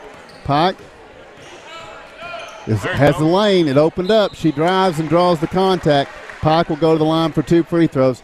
25 seconds to play here in this third quarter. Pemberton's second foul. It's only the third and fourth free throws for Oneida. And one thing you see when Pike goes to the basket, there's 2 and 3 other kids, 2 and 3 other girls coming to help out with Pike. Absolutely. 9-point game. Yeah, that's something we're not getting. Second free throw from Kelsey makes this an 8-point game. Come on, girl. 33-25. Now the inbounds. It's going to be turned over by Campbell County. Rayleigh Bush with 18 seconds to go, trying to get Kelsey Pike. Tough catch. Kelsey kicks it out. Terry for 3. Good. Annaleah Terry with a knockdown 3. At a big time, cuts it to 5 with 6 seconds to play in the third quarter. Now Whitehead's bounce feed comes over to Browning. Browning's not going to, she gets a half-court shot off, and that's the end of the third quarter of play. Oneida gives themselves a chance at the end of 3. We take the break with your score, Campbell County 33 and Oneida 28. El Rey is Scott County's home for great Mexican flavor. Located in Oneida Plaza, we're just up the sidewalk from Walmart. From our fresh chips that are made daily to our chicken or beef fajitas that are big enough to share, El Rey uses the freshest ingredients to serve authentic Mexican dishes that will be a hit with the entire family. Stop in before the game on Friday or pop in on Saturday and watch college football on one of nearly a dozen screens while you eat. That's El Rey Azteca, open until 9 p.m. Sunday through Thursday and 10 p.m. on weekends. Home-style cooking with friendly service and a relaxed atmosphere. That's Razak's. Razak's offers breakfast served daily, just like Grandma fixed it, and daily specials like country fried steak, turkey and dressing, and of course, a fish fry every Friday. Razak's has a full menu, ranging from quick and easy favorites like hamburgers and club sandwiches to comfort foods like pinto beans. And you'll love something off the grill, like grade A cut sirloin, ribeye, or shrimp kebabs. That's Razak's on U.S. Highway 27 in Helenwood. Razak's, country cooking and great steaks. Welcome back to Oneida basketball. We get the fourth quarter underway. And Oneida's down 5, but they got the ball. They trailed by as much as 10 moments ago, but had a quick flurry at the end of the third quarter, and now they work with the basketball. Grace Shoemaker to Faith Cross. Cross back to Shoemaker. With Oneida trailing 33-28. Shoemaker looks for help, tries to get to Elmore. Loose basketball picked up, but it's going to be an over and back. Bailey Gillum. That's a good call. She had established herself in the front court, and the trailer had not. Oneida cannot do that, turn it over out front. I guess that goes without saying, but don't make it easy for them. Down 5, here's Elmore on the drive, kicks it to the corner. Allie Smith on the wing. Back to the baseline. Bounce feed back to Faith Cross, losing her balance. Faith gets it back to Allie Smith. Smith now trapped in the corner, trying to go back to Faith Cross, and the Lady Indians can't maintain the possession. It's going to be a turnover here. It's a nice job by the Cougars, the Lady Cougars defense. When they get you in that corner, they jump into the trap, and wow, puts a lot of pressure on the ball. So Kylie Davis with the basketball now for Campbell County. Davis into front court, guarded here by Grace Shoemaker. The count is on. Grace stays right with her, gets the 5-second call. Kylie Davis is kind of surprised by that, but good defense by Shoemaker. Yep, good defense by Shoemaker. Good job by the Lady Indians getting the ball back. We can't get back down here in the corner and get ourselves in a bad situation. Inbounds, Elmore tips it and maintains possession, gets to Allie Smith in the corner. The 3 won't go. Shoemaker battles for the rebound. It's a loose basketball. Elmore quickly flicks it out. Faith Cross for 3. Good. It's a 2-point game. 33-31, the three from Faith Cross. Here's Campbell County into front court with the basketball to Cora Browning. It was 33-23 moments ago. 6:35 and ticking in this one. Kind of shading the paint now, trying to take away from those straight line drives off the elbow. Gets to Browning on the drive. Baseline altered shot by Browning is no good. It's tipped out, or nearly tipped out. Campbell County saves possession and throws it away. Here is Oneida. A chance to tie it, maybe take the lead with 6:20 to play. And Carly Whitehead returns to the floor. Coach West waiting his timing here to getting some rest for Kelsey and some others. Oneida's cut it to a 2-point game. Faith Cross drives, trying to tie it. Shot won't go. Rebound Pemberton. She'll get it to Carly Whitehead. Whitehead's going to bring it into front court. Shading right, spins, working back left to the elbow, looking for the backdoor cut. Kitts has the catch. Shot is going to be good. Carly Kitts with the backdoor cut. We saw Campbell County do that quite a bit the first meeting, Mark. And now it's going to be Elmore trying to get it to Shoemaker. Turned over. Kitts has it. Cross-court pass. Kitts to Gillum for the two. It's good. Bailey Gillum with 6. And now Oneida will work it to Allie Smith. Bounce feed, Terry. Ahead, Grace Shoemaker. Bounce feed, Cross. Wants to go up with it, and it's going to be out of bounds. They're going to say Campbell County clipped it last, and here's Braylon Russ and Kelsey Pike into the game for Oneida. Campbell County's going on a small 4-0 run. Oneida going to try to cut it. That's what the pressure is giving them. It's giving those quick spurts. Elmore into the corner to Faith Cross, spotting up for the two. Couldn't get it to fall. Rebound is going to be Cora Browning. Browning will get it to Carly Whitehead. Whitehead into front court. Campbell County with a 6-point lead. Whitehead on the drive. Stops. Backdoor cut by Kitts. She'll lay it off the glass, and it's worked twice in a row now for Campbell County. Kitts picks up the two. Back to an 8-point game now. Campbell County's gone on this 6-0 run. Russ now to Faith Cross. The backdoor cut. Kelsey Pike makes the catch. Gets down under. Shot blocked away. Pike saves it out. Shoemaker. Cross-court pass. Cross. The three. Sails long. Backside rebound is going to be taken away from Kelsey Pike by Cora Browning. And now Browning is spinning near midcourt. Fires it over for Carly Whitehead. 8-point lead for Campbell County. 4.5 to play. Whitehead guarded here by Russ, and a push. Oh, my goodness. Looked like Whitehead used the elbow to push Russ down, but the foul is going to be against Braylon Russ. That's her first. That's the first foul on Oneida in the second half. Only 2 on Campbell County this half. Rayleigh Bush returns to the lineup for Grace Shoemaker. It's an 8-point game. 39-31, 4:28 to play. Campbell County with the basketball. Carly Whitehead out top. Now drives left. Draws attention in the paint. Now Browning. Pass tipped away, out of bounds. Touch last by Oneida. Had a shot at that one and just watched it go out of bounds. Browning to work the ball inbounds. And gets to Kitts. Kitts being turned here by Kelsey Pike. Kitts picks it up, travels with it. Pike up in the grill with the defense, kind of forced that turnover. 8-point game, Oneida down. They'll bring the ball in against full court pressure here. They get it to Rayleigh Bush. Bush in front court. They offer her the three. She takes it. It's off to the left. Rebound tipped. Elmore trying to save it. And we're going to have a foul on Campbell County here, I think. Carly Whitehead, maybe. And that is her third.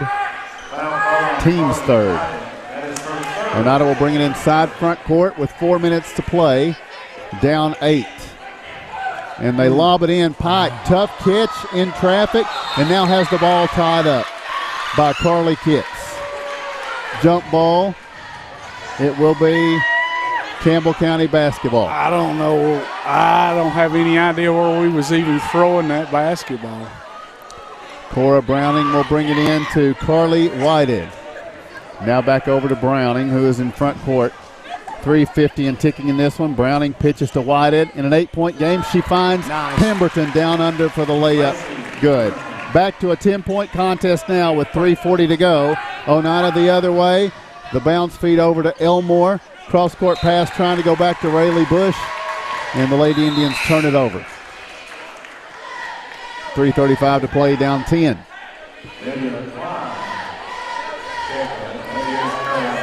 Cora Browning will bring it in with the length of the court to go for the Lady Cougars. Gets it into Whitehead. Now Whitehead into front court. Working back to her right with 3:20 and ticking in this one. Campbell County looking to avenge their only loss of the season. Oneida forces a turnover here from Kitts. Now we saw the Lady Indians with a flurry of points late against Coalfield on Friday. They're going to need that again. Yeah, they are. They're down 10 right here with 3:17 left. They've got to hit some big shots down the stretch here. Keaton to work against Gillum. Caroline into front court. Looks over to Braylon Russ. Russ wants to drive baseline. Now back out to Faith Cross. 3 minutes to go in this one. It's a 10-point Campbell County lead. Faith Cross out top. Pass goes over on the right side. It's going to be Keaton. Driving free throw line, leaves it out Cross through the paint. Out to Braylon Russ. She'll put up a three. It's going to sail long. Rebound collected by Campbell County. That's going to be Gillum with the basketball. And she'll look over to Cora Browning. 41-31. Lady Cougars in the lead. Browning into front court with 2.5 to play. Here's Whitehead. She'll hand it off to Pemberton. Back to Whitehead in the corner. Whitehead now takes it down baseline. Shot is no good. Rebound battled. And it's going to be Braylon Russ with 2:10 to go in this one. Oneida down 10. Needing points. Keaton gives to the trailing Cross. Now it's going to be Keaton looking in. Kelsey Pike. Bounce feed. Pike makes the catch. Taking it up. The shot is good. And she draws a foul. The foul will be against Cora Browning. Her first, team's fourth. Pike goes to the line for a pair of tosses. She's got 11 points in the game. Trying to cut an 8-point game to a 7-point game. Oneida's got something going against it, though. They only got one team foul, guys. If they want to put them to the line in a situation of where it comes down to foul shots, they're going to have some fouls to make up right here real quick. So a 7-point game with 1:50 to go. And here's Whitehead into front court. Whitehead loses the handle, gets it back. Now battling to keep the possession. She will give it up here to Kitts. Kitts kicks it to the corner.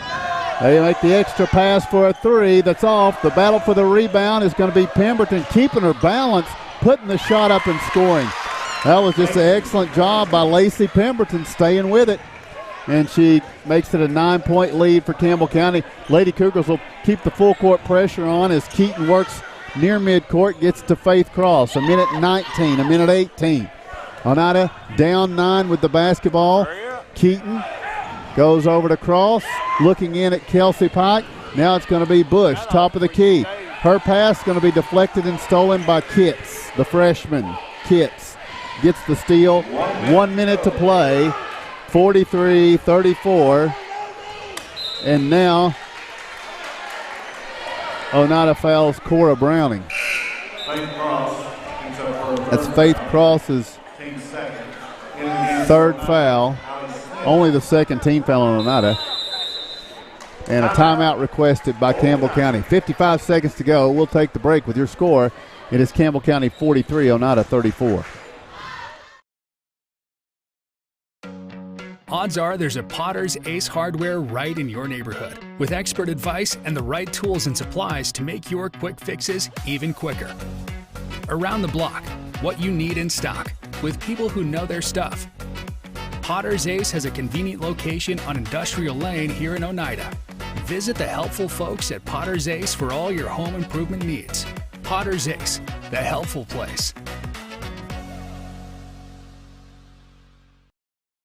I'm sorry, but welcome back to Oneida High School. 55 seconds to play, and it is a 9-point lead for the Campbell County Lady Cougars. Oneida It's the only team to defeat Campbell County. They're 6-1. Oneida beat them 45-42 at their place, and they're looking like they want to avenge that tonight. Yeah, I mean, it looks like it's fixing to happen, too. Cora Browning to work the ball in bounds to Pemberton. She's quickly fouled by Kelsey Pike. For Kelsey, that's her first foul. Only the third team foul in Oneida. Oneida needs to build these fouls up. Browning again to work the ball in bounds.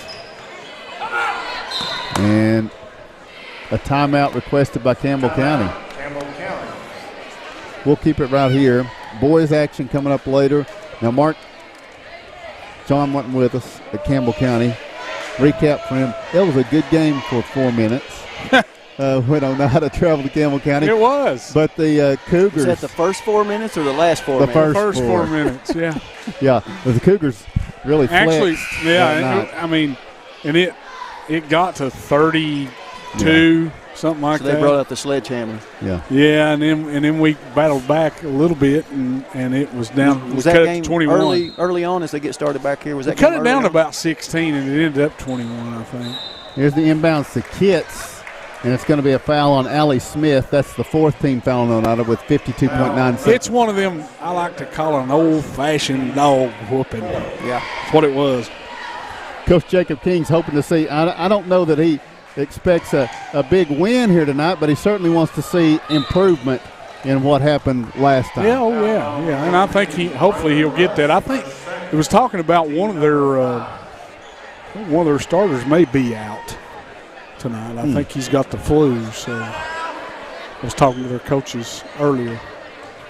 So the inbounds, we're going to have a foul. Caroline Keaton. So the next foul for Oneida will put Campbell County at the free throw line. 50 seconds to play. Browning brings it in, and Kitts is going to be fouled by Braylon Russ. That's Braylon's second. Now Kitts goes to the line to shoot 1 and 1. Campbell County is 1 of 4 from the free throw line. Kitts has not shot one. She has 6 points in the game. 49 seconds to play. And Campbell County leads by 9, and Kitts knocks down this front end of the 1 and 1. The freshman with a big shot, 10-point lead. And we've got to hope that they miss these, which they're not doing. Second free throw is good by Kitts. Now Keaton will bring it into front court. Driving all the way down, bounce feed over, and it's going to be stolen by Campbell County with 40 seconds to play. Kelsey Pike commits the foul. Carly Whitehead will shoot the front end of the 1 and 1. Yeah, we just threw that in the way. Yeah, the empty trips, you got to have at least a shot attempt, right? 19 turnovers. Yeah. I mean, they play some good defense, does Campbell, and that motion offense was, from what I've seen, just the second half when I stepped in, it looks pretty neat. Yep. They make it work. Whitehead, the front end of a 1 and 1 is on the way, and it's good. She was 1 of 4 till that point. Now she's 2 of 5. 12-point lead. Campbell County matching their biggest lead of the game, or exceeding their biggest lead of the game now.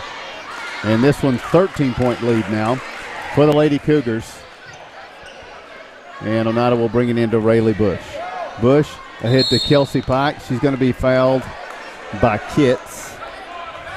Carly Kitts picks up her third, team's 5th.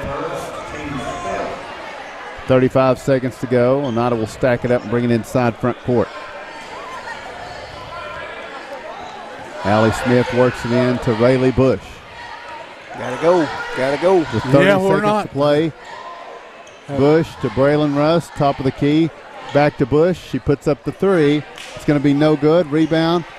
Keaton kicks it out to Rayleigh Bush for the 2. Shot won't fall. And it's going to be Campbell County coming up with the basketball with 15. 14 seconds to play. Pemberton. Bounce feed. Whitehead. Now ahead to Gillum with 7. 6 seconds. Why would you foul there? And just trying to get a trap over there. And they commit the foul. And it's going to put Gillum at the free throw line for the front end of a 1 and 1. Pretty good defensive effort by Campbell, I would say, when they hold you to less than 9 points a quarter, right, guys? No question. No question, yeah. Front end of the 1-and-1 is good from Bailey Gillum. It's 48-34. It's a 14-point game. Gillum's second free throw is good. And Oneida will bring it in to Caroline Keaton. She'll bring it into front court, try the three. Shot won't fall, and this game will come to a close. So the Oneida Lady Indians fall to the Campbell County Lady Cougars by 15 here, and Oneida drops to 5-5 on the season. And they've got a tough road trip coming up tomorrow night as they travel to Jamestown to face the York Dragonettes. We'll look at the scoring and statistics when we come back. After this one, we tell you once again the final score. It is the Campbell County Lady Cougars 49, the Oneida Lady Indians 34. Forget the bucket. Stop buying those expensive car care products. For a supreme clean, visit T&T Car Wash in Oneida. T&T Car Wash features the latest in touch-free car wash technology. T&T's touchless automatic wash bays are tough on road grime, but gentle on your car's finish. These feature-packed automatics give you complete control of the wash, including a wheel brush option. Want to wash it yourself? T&T also has traditional wash bays. And don't forget the interior, both vacuum and shampoo stations available. For a dynamite clean, T&T Car Wash, Oneida. Located at 205 East 3rd Avenue in Oneida, Mark's Family Pharmacy is open 6 days a week with a drive-through window for your convenience. But we're more than just a pharmacy. Check us out for gift ideas like plush animals, Candleberry Company candles and fragrances, designer earrings, caps, toys, and more. There's something for everyone at Mark's Family Pharmacy. Open 8 a.m. to 6 p.m. Monday through Friday and 8 a.m. to noon on Saturday. Lumber King in Oneida, Tennessee is the region's one-stop shop for everything a DIYer might need. Carhartt apparel, rugged clothing that works as hard as you do. Lumber King Rental Center, a home for not only tools that a construction site might need, but heavy equipment that can get the hardest jobs done in no time. Here at Lumber King, we carry all of the essentials. Let us be your #1 source for everything construction. You can visit us at 20359 Alberta Street in Oneida, Tennessee. Because at Lumber King, we deliver. El Rey is Scott County's home for great Mexican flavor. Located in Oneida Plaza, we're just up the sidewalk from Walmart. From our fresh chips that are made daily to our chicken or beef fajitas that are big enough to share, El Rey uses the freshest ingredients to serve authentic Mexican dishes that will be a hit with the entire family. Stop in before the game on Friday or pop in on Saturday and watch college football on one of nearly a dozen screens while you eat. That's El Rey Azteca, open until 9 p.m. Sunday through Thursday and 10 p.m. on weekends. Welcome back to Oneida as the Lady Indians come up short against the Lady Cougars of Campbell County by a score of 49-34. Take a look at our final scoring for Campbell County. They were led along the way by Browning with 10 points, or pardon me, she was not the leading scorer. Lacey Pemberton was the leading scorer with 12. Then Browning with 10. They had balanced scoring all the way across the board. 8 points each by Gillum and Kitts. Contributing 7 points was Carly Whited. 2 points each by Sailor Hutchinson and Emma Brandenburg. The Lady Cougars from the free throw line, Whited was 3 of 6, Kitts 2 of 2, and Gillum 2 of 2 as they shot 7 of 10 from the free throw line tonight for their 49 points. For the Oneida Lady Indians, leading scorer for us was Kelsey Pike. She contributed 12 points tonight, had 1 3-point field goal, was 3 of 3 from the charity stripe. Other contributors, Rayleigh Bush with 5, 1 3-point field goal.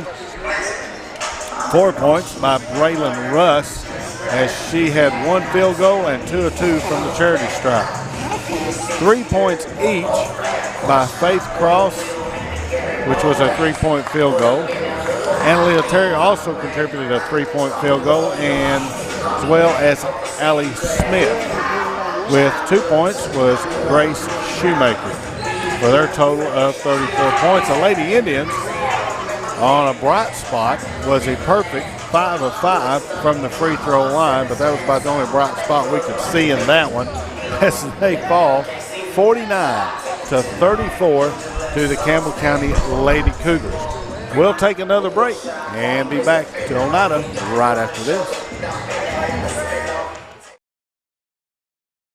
Scenic Foods is about freshness, with meat cut in-store daily and special cut upon request. A deli that offers fresh meats and cheeses sliced to your choosing. A produce department offering fresh fruits and vegetables, and of course a full line of competitively priced groceries to meet your weekly shopping needs. Scenic Foods is about value and convenience. Don't have time to cook supper? Try our cheese sticks, pizza, and wings, as well as our fresh-made desserts and side dishes. Need to fill an empty pantry? We have all you need at Scenic Foods, located at 7352 Baker Highway in Huntsville.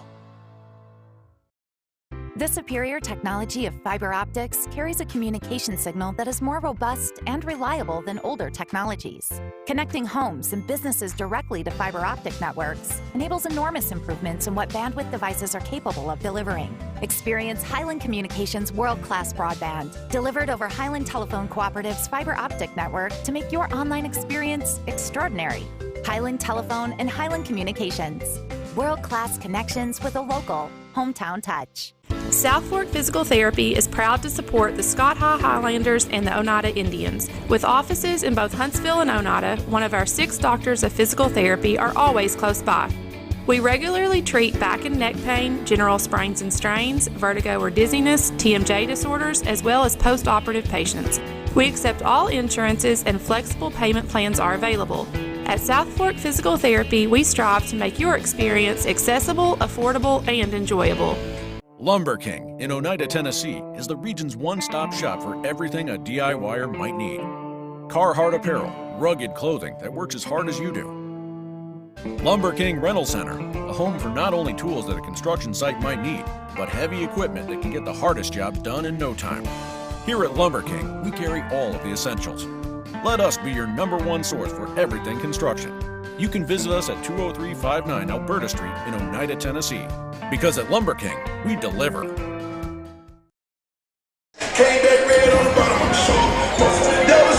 Welcome back to Oneida High School. The Oneida Indians getting set to square off against the Campbell County Cougars. Second matchup this year. John, the first one, it's a close game for about 4 minutes, and Campbell County kind of flexed their muscles and pulled out ahead.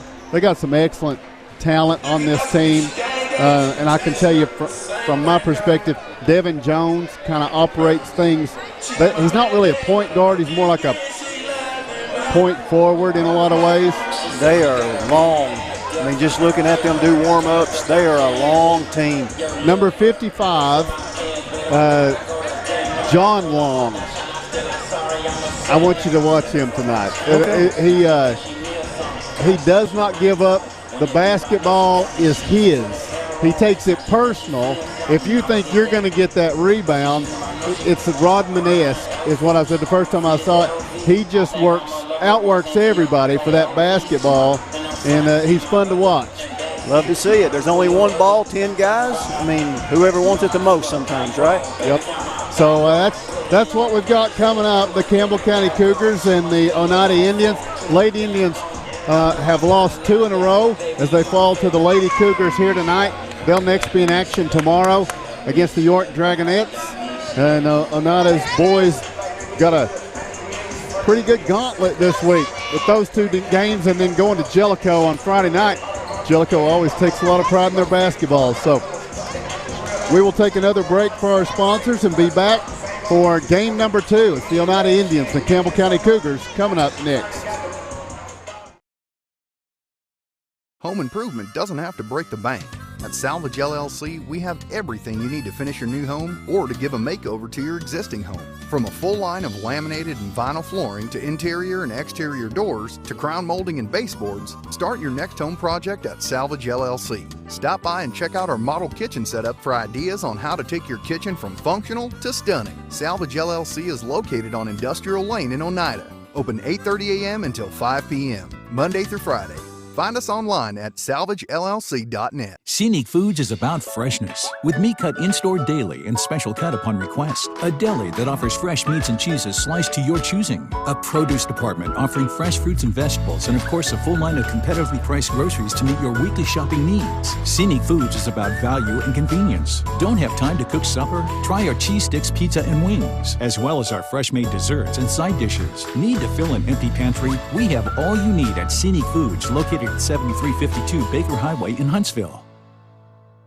Forget the bucket. Stop buying those expensive car care products. For a supreme clean, visit TNT Car Wash in Oneida. TNT Car Wash features the latest in touch-free car wash technology. TNT's touchless automatic wash bays are tough on road grime, but gentle on your car's finish. These feature-packed automatics give you complete control of the wash, including a wheel brush option. Want to wash it yourself? TNT also has traditional wash bays. And don't forget the interior, both vacuum and shampoo stations available. For a dynamite clean, TNT Car Wash, Oneida. El Rey is Scott County's home for great Mexican flavor. Located in Oneida Plaza, we're just up the sidewalk from Walmart. From our fresh chips that are made daily to our chicken or beef fajitas that are big enough to share, El Rey uses the freshest ingredients to serve authentic Mexican dishes that will be a hit with the entire family. Stop in before the game on Friday, or pop in on Saturday and watch college football on one of nearly a dozen screens while you eat. That's El Rey Azteca, open until 9 p.m. Sunday through Thursday and 10 p.m. on weekends. Welcome back to Oneida High School. We have an 80-minute first quarter getting ready to take place, it would look as if here. They're getting that set up. Starters will be announced. Now, Campbell County, John, Mark, I was looking at, they got an interesting warm-up, and John's telling me, John's hip with the young crowd. I didn't know this. The Campbell County warm-ups were like sleeveless hoodie. I don't get it. I'm just going to tell you, that fashion statement's not one that I can hear. Okay? Campbell County in the road, gray uniforms with orange numerals trimmed in blue. What do you think, Mark? Did you see them? A sleeveless hoodie, huh? Did you see it? And you call that orange on the Campbell County's jersey? It's dark orange, yeah. No, that's red. And it don't look so nice. Campbell County's colors are red. We're going to break this news here tonight. Hey, if they're trying to pull that off for orange, goodness. they're failing is all I'm saying. It's not Tennessee orange. And I'm not trying to make Campbell County, no one from Campbell County It looks upset. red. Well, I'm just saying it does look red. Not in the home white uniforms with orange, Tennessee orange numerals. That's orange. I started saying we got a little bit of orange around here for comparison. It's dark. That's really dark orange. Don't you think? I mean, Coalfield's dark orange. I'm sorry. I want to circle back to the hoodie. I'm not. No, I'm not. No. You don't like them? No. Okay, we agree on that. So John was for them? No, I was not for them. He says though that we're not very hip because we don't agree with that. The sleeveless hoodie. Yeah. Why have a sleeveless hoodie? Exactly. Why? When is it so cold you got to have a hood, but you don't need sleeves? Don't need sleeves. I just don't. It's like the jacket vest. Do you ever really need it? Folks, comment on the YouTube channel at home on what you think about the sleeveless hoodie. Or the jacket vest, either way. John Long is going to go up against Zeb Spradlin. These two guys both want the basketball all the time. And we're set to go. John Long's going to tip it in rear court. And here comes Campbell County with the basketball. At the point, it's going to be Bryson Horton. He's got the three-pointer from the left wing. It's off. Rebound, falls to the floor. And it's going to be a battle for it. Bo Shears trying to get to it. Lindbergh trying to get it. And then it's going to be knocked out of bounds, and we'll go over to Campbell County. Zach Brady gets the start tonight instead of Nate Walden. First time we matched up with this team. Walden may not be healthy tonight, we understand. Maybe not 100%. So the inbound stolen by Landon Lindbergh. Now Lindbergh's going to take it the other way against Jones. Gets to Perry for the shot. No good. The follow is good.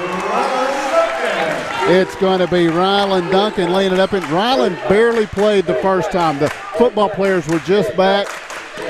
But he gets the two to start things off here. Oneida with a 2-0 lead. Brady, they're working around Devin Jones on the left wing. He'll fire a three. It's off. Battle for the rebound. Perry saves it to Duncan.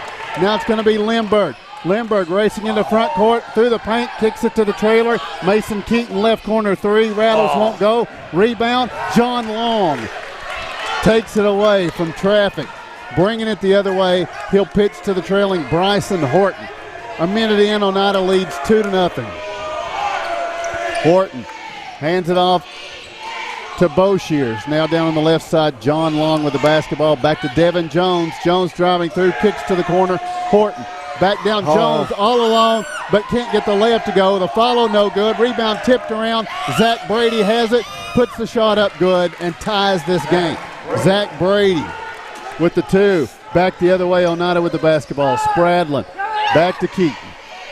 We've played a minute and a half. Each team has scored a 2-point bucket. Jacob Perry with the basketball now. Dumps it down. Duncan makes the catch against Boshears. Shot is up, no good. Rebound Spencer Boshears. Now he's in transition. Down court, trying to hit Brady, no good. Long comes up with a loose basketball, no good. Rebound is going to be Zeb Spradlin, and then Long sneaks in and ties it up. It will be Oneida's basketball. Both teams getting to the rim. Both teams maybe need to use that backboard a little bit. We've played 2 minutes, and each team with 2 points. I agree. Mason Keaton will bring it forward. Bryson Horton will guard him. Pass goes to Jacob Perry, guarded by Long. It's a backdoor cutter. It's going to be Keaton to Ryland Duncan. His shot blocked out of bounds by John Long, patrolling the paint. Yeah, John Long, man, he's tough down underneath. He likes to clean them boards up. Mason Keaton's bounce feed in. Zeb Spradlin tries to dump it over Long, but it's intercepted by Zach Brady, who in transition brings it all the way down and then gets an elbow into Zeb Spradlin's chin, and Zach Brady will pick up the first foul of this game. 5:39 to play in the first quarter. I tip my hat to Mr. Spradlin because I'd still be laying there because that was an elbow for sure. He's a tough one now. Old Zebby's tough. So here's Keaton in the front court. Pass goes right side to Perry. Jacob Perry takes a dribble. Ryland Duncan eyes the cutters in the lane. Now he'll burn a dribble and he looks for help. Keaton comes back out to get it. Now drives left side into some traffic, bumped and fouled. Foul will be against Horton. You know, that's something we had talked about. You see them hand checking over Mason a whole bunch. Maybe they're gonna call that tonight. The inbounds to Ryland Duncan. And now Duncan starts right, goes back left, tips it out to Mason Keaton. Now Lindbergh drives into traffic. Here's Jacob Perry for three. Rattles halfway down and comes out. Zach Brady with the rebound. And this is going to be Boshears back the other way. Stops, puts it up there, no good. The tip is good by John Long. He gets the rebound, the putback, and now it's 4-2 Campbell County here in the first. Too many second chance opportunities for Campbell. Got to get them out of there. Probably easier said than done. Perry working left, now goes to Spradlin. Now Ryland Duncan. Pass comes over to Landon Lindbergh against Spencer Boshears. Ball is lost out of bounds. Boshears touches it last. Landon can probably take his man off the dribble. Landon will bring it in under the basket. As he looks, he'll lob it in for Zeb Spradlin. Spradlin gets to Ryland Duncan. 4-2, Campbell County leading here in the first period. Duncan drives in, pulls up for the jumper with Brady defending. Shot won't go. Rebound is going to be Boshears. Boshears gets it over to Horton. Now Devin Jones back to Boshears on the left wing. Bounce feed in. Brady overplayed, but struggles to get control of it. Pitches it back out to Horton for three. No good. Rebound. That's a Ryland foul. Duncan and a foul elbow in the back there. John Long is going to be whistled for the foul. That'll be his first, team third. I'd like to see him get in foul trouble and get him out of there because he's just, he's tough, buddy. He is tough. Relentless. Yes, he is. 4-2, Campbell County by 2. Over halfway through the first quarter, and here's Jacob Perry looking left. Backdoor cut, he hits Keaton. They defend it pretty well, though. 3 Campbell County Cougars around Keaton. And he can't make the catch. It's lost out of bounds. Here comes David Adkins subbing in for Spencer Boshears for Campbell County. 2-point lead for the Cougars. They got the ball. Devin Jones drives baseline. What is it? A foul on Zeb Spradlin. And 2 points for Campbell County on the bucket. Zeb will pick up his first, team's first. Devin Jones gets the 2, and now he'll be at the line for 1. His team leads now by 4. Brock West checks in for the Indians.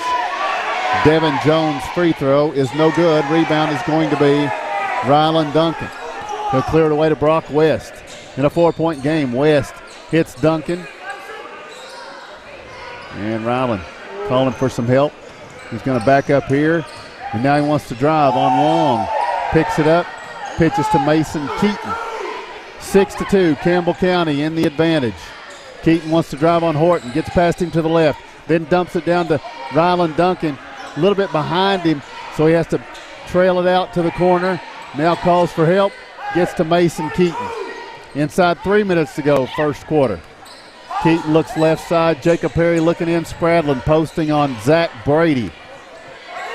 Instead, back out to Duncan. Now Spradlin comes open down in the paint. And as he tries to maintain the possession, goes trailing out of bounds. Coach King thought he got contacted on that.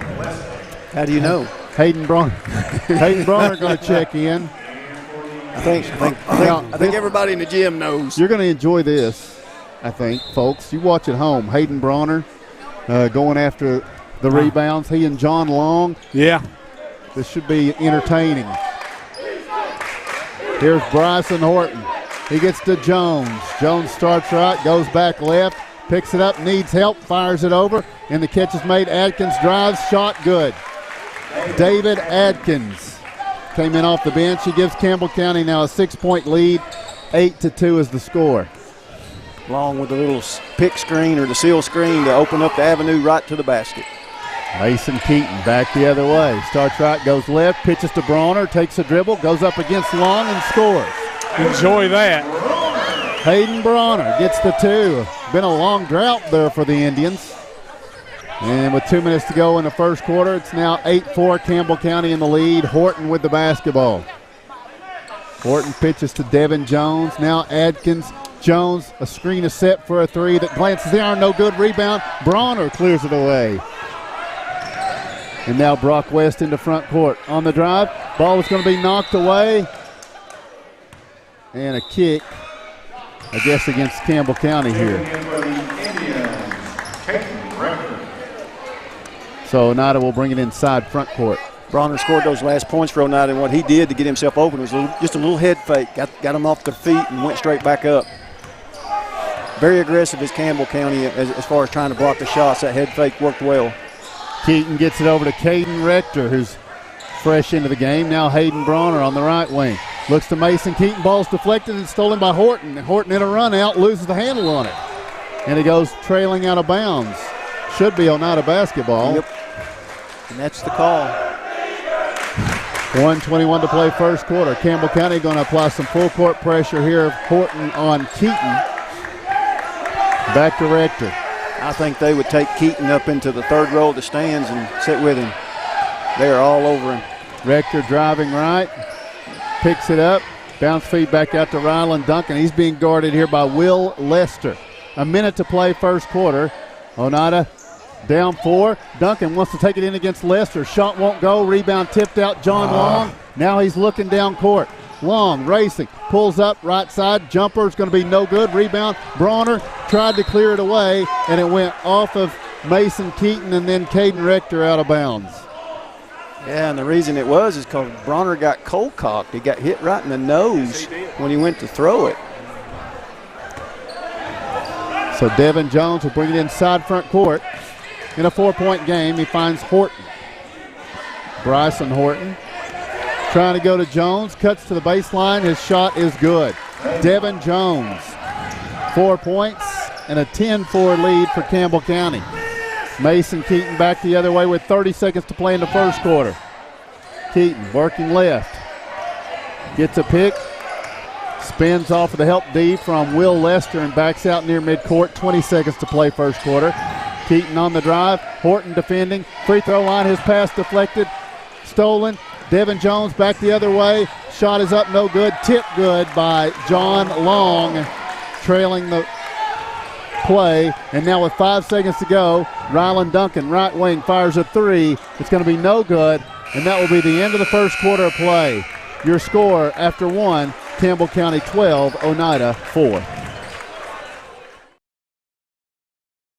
Located at 205 East 3rd Avenue in Oneida, Mark's Family Pharmacy is open 6 days a week with a drive-through window for your convenience. But we're more than just a pharmacy. Check us out for gift ideas like plush animals, Candleberry Company candles and fragrances, designer earrings, caps, toys, and more. There's something for everyone at Mark's Family Pharmacy. Open 8 a.m. to 6 p.m. Monday through Friday and 8 a.m. to noon on Saturday. Home improvement doesn't have to break the bank. At Salvage LLC, we have everything you need to finish your new home or to give a makeover to your existing home.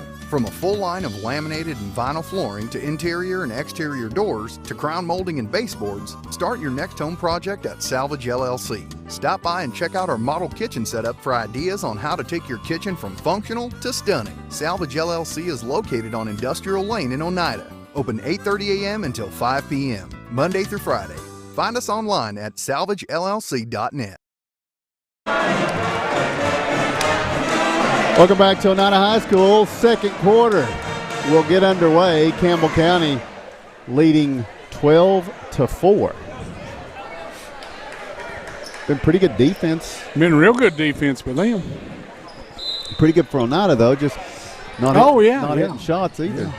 I think that's key, guys. They got right to the rim on 3 or 4 occasions, just couldn't finish. Bryson Horton lobs into Zach Brady. Now John Long traveled. Yeah, they called that. So John Long takes steps.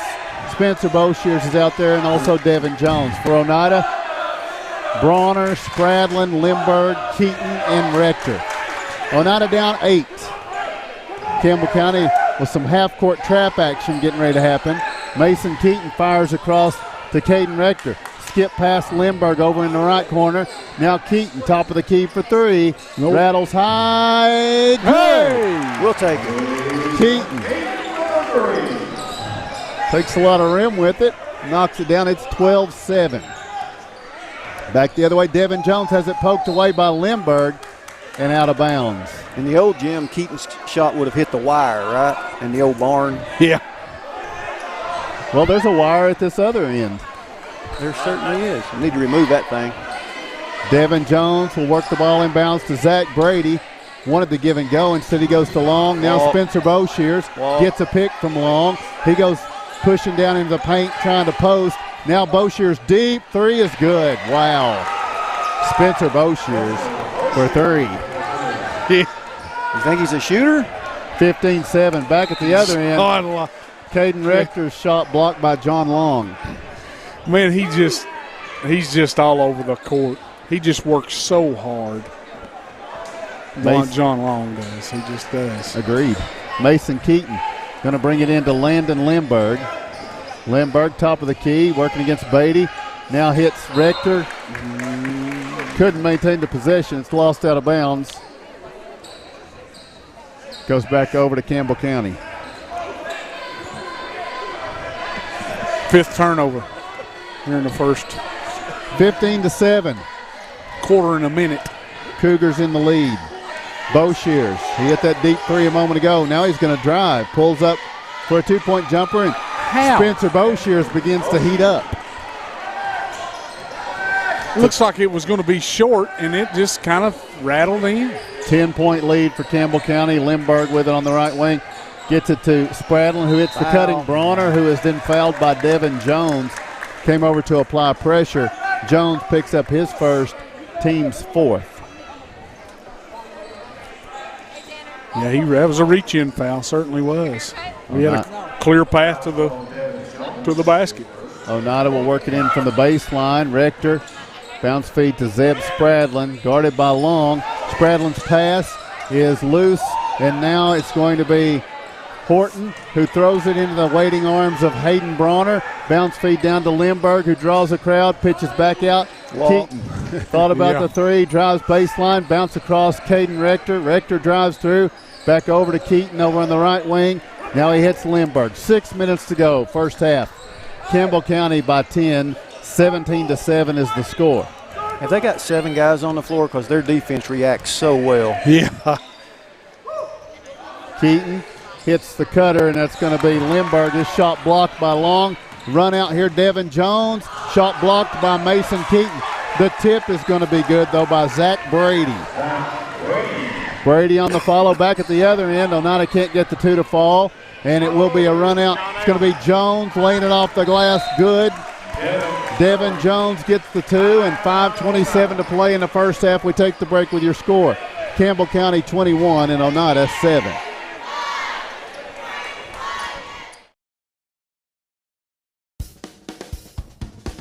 Banking is easier at United Cumberland Bank. ATM deposits, instant issue debit cards, and a mobile app that gives you full control are just a few reasons why more Scott Countyans are choosing United Cumberland Bank. This is Tammy Strunk, new accounts representative, and I would appreciate your business. Come see me and find out why more Scott Countyans are choosing United Cumberland Bank. Member FDIC.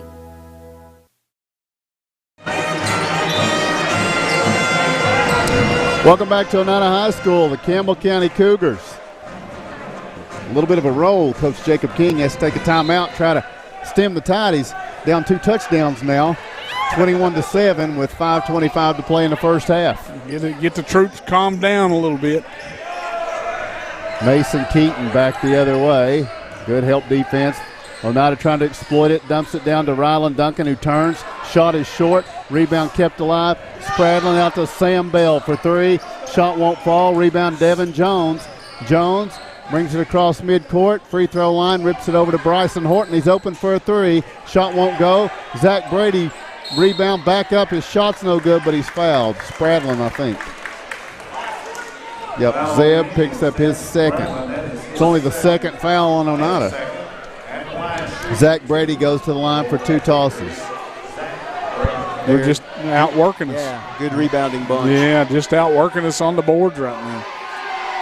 Brady's free throw is no good. You know, some of the crowd wanted an over the back right there, and I can see that. But the thing is, you got to get your body locked up on him, get him boxed out. Don't give him the opportunity, but he just kind of retch over us.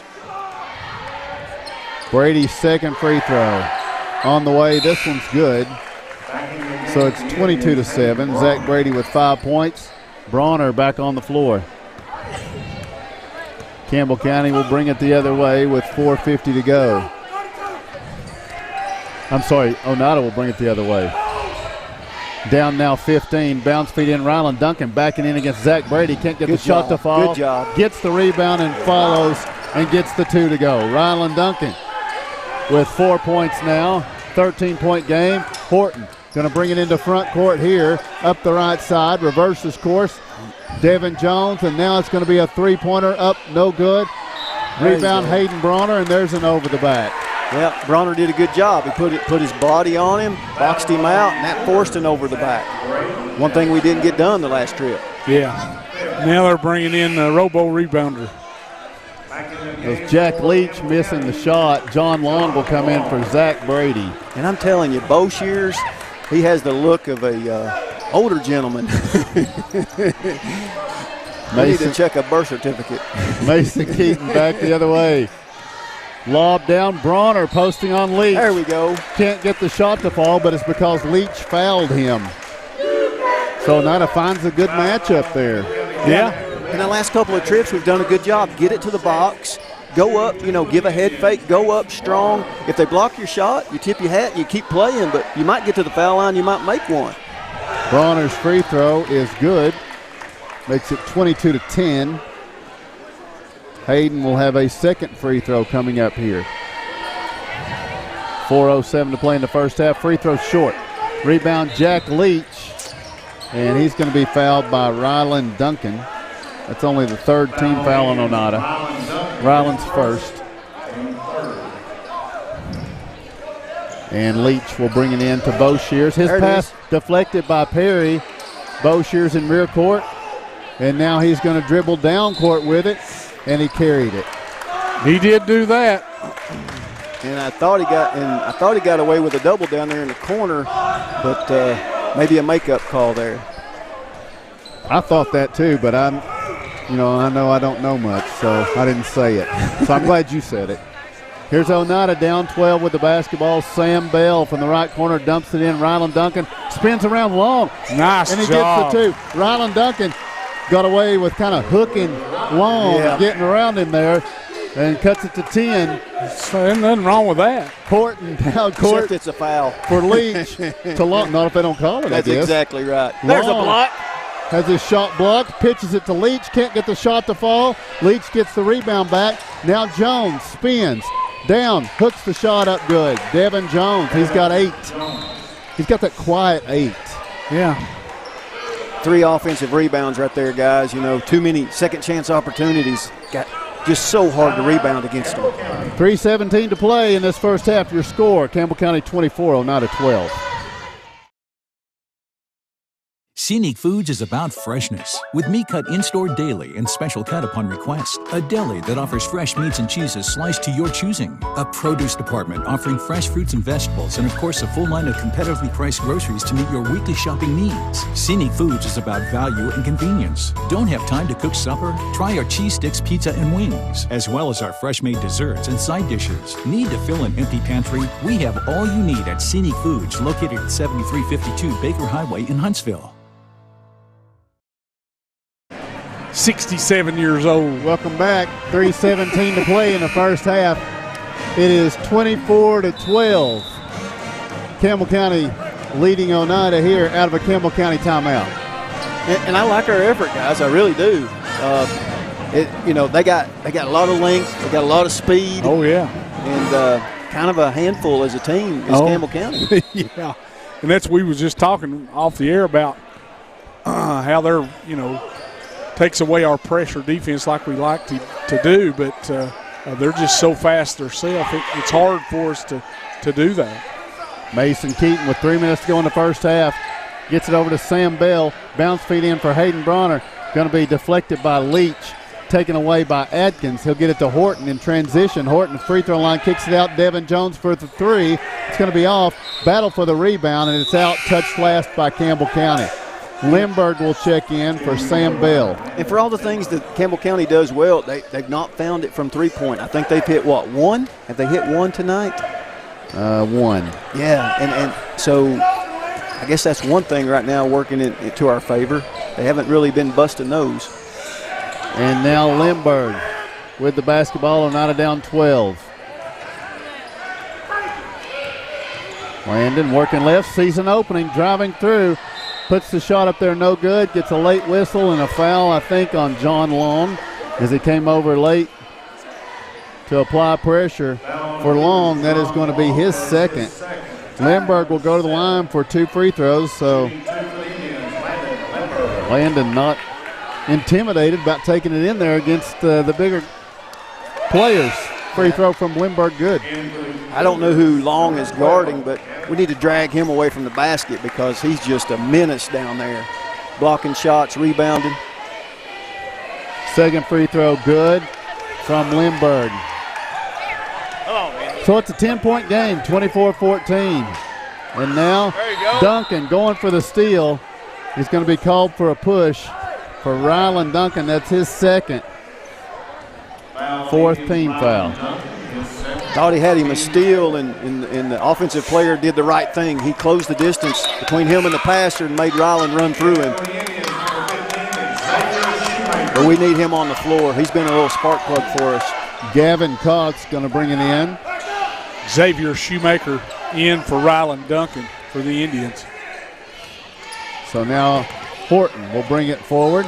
Devin Jones, bounce feed down to Cox, the freshman. Lays it off the glass. That's a nice pass. Don't know how it can get through that traffic, but it did. 2 minutes to go, first half. Back to a 12-point Campbell County lead.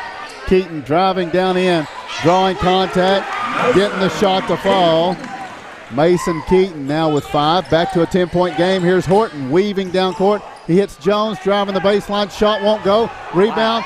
It was contested by Bronner, and now Keaton bringing it down court, trying to get it to Shoemaker. It's tipped to the corner, and it will be Perry with the basketball. Back to Xavier Shoemaker. The cutting Lindbergh gets his man in the air. Atkins then is blocked on the shot. It's either a tie-up ball or a walk. It's going to be a jump ball, and Oneida will keep it. Down 10 with 1:26 to play in the first half. There is no easy route to the basket with this bunch, is it? No, there's not, especially with 55 in there and Long. And he's just – it's crazy. Keaton lobs it in for Bronner. He gets it away from Cox, but his bounce feed is going to be stolen away by Atkins. And now Horton in transition in a 10-point game. Lobs it to the cutting Jones for 2, and he's fouled. I think Bronner's going to be called for the foul as he comes over late here. Got the basket by Jones. They're like that Lady Cougars team. They like that backdoor cut, and they utilize it well. Yeah, and we're not picking it up very well. Hayden gets his first foul, team's 5th. Jones at the line for a free throw in a 12-point game. The shot won't fall. The rebound is going to be Xavier Shoemaker. 28-16. We approach the minute mark of the first half. Mason Keaton working left, little crossover into the paint. Gets it to Shoemaker, out to Caden Rector for 3. It's good. Caden Rector taking advantage of the opportunity, cuts it to a single-digit lead again, 28-19, with 45 seconds and ticking in the first half. Horton in the front court to Jones. Jones battling with it, driving through, hooks it up there, no good. Rebound, Xavier Shoemaker. Jones thought he should have got a call. Now Rector in transition. We're going to have a reach-in foul on Devin Jones. And that's a frustration foul for Jones. He thought he was fouled and comes down the floor and does a reach-in. That's what happens every time. Well, it's going to put Caden Rector at the free throw line for 1 and 1. I don't know if that was a foul. It looked to me like he just slapped the ball. I think you're probably right, but I'll take it. Yeah, I'll take it. Certainly we'll take it. But he looked like he slapped the ball and looked like he would have been out on us, but we'll certainly take it, yes. Front end to 1 and 1 for Caden Rector. No good. Rebound, Horton. With 28 seconds to play in the first half. Oneida down 9. Horton in the front court. Ball is loose. Keaton has it. Now he's on the run. Wants to take it up against Horton. Spot up jumper won't go. Rebound tipped by Perry. Loose to the floor. Lester out ahead to Boshears. Boshears slowing. Traveled with it. 10 seconds to play. Wow. 9-point game. It'll be Oneida's basketball with 10 seconds to play in this first half. Coach King placing a premium on these points. It's a full timeout. We'll take the same. Your score, 10 seconds to play first half. Campbell County 28, Oneida 19.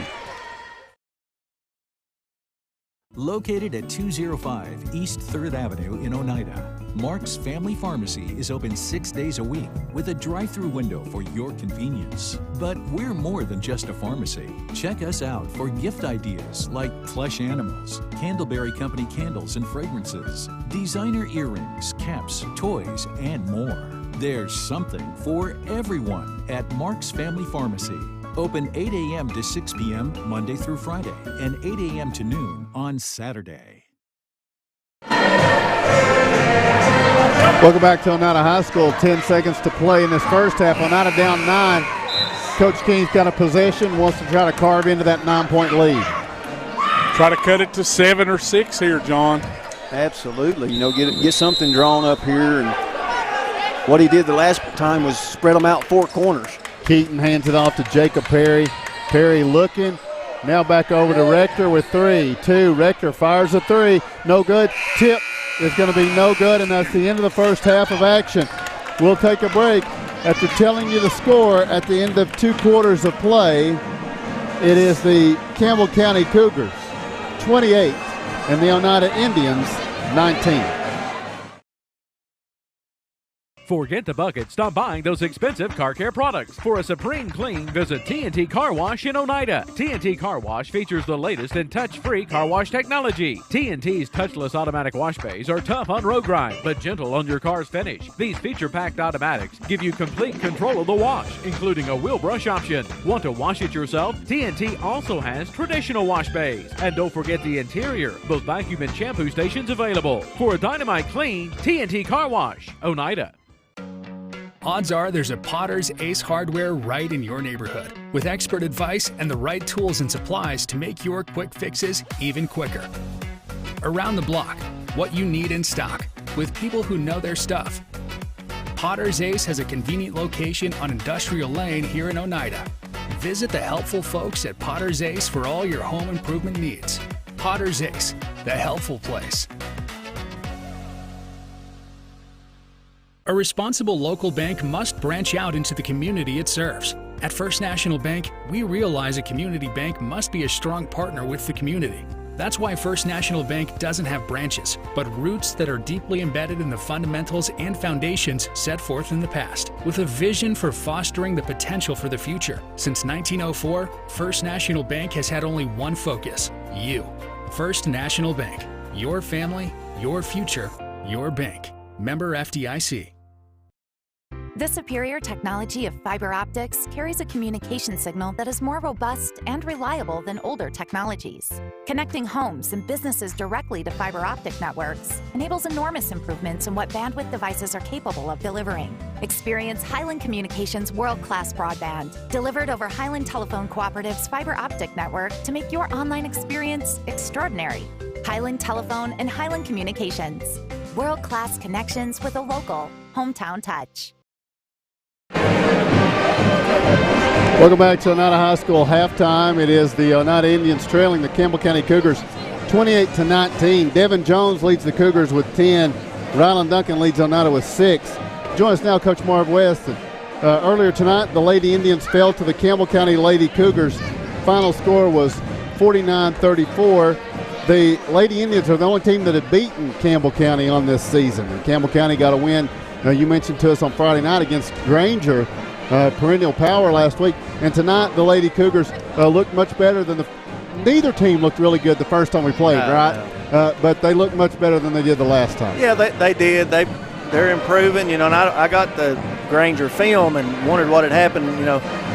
Granger missed a lot of threes, which they normally hit, but also that bunch didn't quit fighting. Campbell County didn't quit. And that's one thing he's got. He's coached these girls for years, and I think one of them's his daughter maybe. He's coached them since they were little, and when he got the job, that just kind of – he already had his system set, and it's starting to pay off for him. And the Browning girl's just such a tough matchup for us, and when we switch off on her sometimes it hurts us a little bit, but that bunch just got after us tonight. I think we had 26 turnovers, and when you have 26 turnovers, you're probably lucky it's as close as it was. It was kind of similar to Friday night, kept clawing back, and you were down, I think, 10 at one point, but you were able to get it back close. You had the ball down 6, if I remember right. Yeah. And you had the ball with opportunities there. It seemed like a lot of the shots, they were pretty good looks. They just weren't falling tonight. Yeah, we missed some easy looks, but we just looked, one word that one of my coaches used, we look unorganized, and we did tonight. Just people wasn't where they were supposed to be. When we would call some set plays, we weren't executing. And it's just who we are right now. We gotta come together and gel a little better. And and I told the girls after the game, I said, when I came into this season, I knew we had a chance to be good by the end of the year, but I knew there was going to be some bumps along the way. And right now we're in a rut. We're in a big bump, and it's probably not going to get easier tomorrow going over to York. But tonight and tomorrow will make us better, I promise you. We'll see things we can work on Wednesday and Thursday. We'll go to Jellicoe Friday. We'll get some shots up this weekend, and then we'll play Monterey Monday and move on. And then that week after Christmas is where I think practice-wise we're going to see more growth than we will have seen all year. Yeah, and these rises and falls happen through the season. They do. And you'd much rather have them now, than later on down the road. Yeah, And I told the girls I did a bad job tonight. I let some things, we're always talking about next play mentality. Don't worry about what happened before, and I didn't do a good job. I was aggravated with some decisions that some of the kids made, and I didn't do a good job coaching through some of that stuff, and I've got to do a better job than what I did. And, it's just part of it. And, I've been spoiled the last few years where I've just had kids that, kind of knew what I was thinking, and I just got to get kids up to speed, and I got to do a better job of coaching them. So you mentioned York tomorrow night, a tough task. They're having a really good year, and they've got a couple of really very extremely talented they young ladies on that team. Of course, the point guard's a freshman, and she's getting some Division I looks from what I hear. And her sister can shoot the ball. Got a post player that can play. They're going to be physical. If we don't get a body on them, they're going to just kill us on the boards. They've done that every year with some of my better, the last few years with some really good teams that I've had. So it's just going to be a chance for us to learn, and we just got to figure things out along the way and take baby steps instead of trying to make everything happen all at once. All right, Coach. We'll see you Friday at Jellicoe. First look at the Lady Blue Devils at their place on Friday night. All right, we appreciate you. All right, thank you. We'll take a break, come back in just a moment. Second half of boys action. Your halftime score, it is the Campbell County Cougars 28 and the Oneida Indians 19. The superior technology of fiber optics carries a communication signal that is more robust and reliable than older technologies. Connecting homes and businesses directly to fiber optic networks enables enormous improvements in what bandwidth devices are capable of delivering. Experience Highland Communications' world-class broadband, delivered over Highland Telephone Cooperative's fiber optic network to make your online experience extraordinary. Highland Telephone and Highland Communications. World-class connections with a local, hometown touch. Odds are there's a Potter's Ace Hardware right in your neighborhood, with expert advice and the right tools and supplies to make your quick fixes even quicker. Around the block, what you need in stock, with people who know their stuff. Potter's Ace has a convenient location on Industrial Lane here in Oneida. Visit the helpful folks at Potter's Ace for all your home improvement needs. Potter's Ace, the helpful place.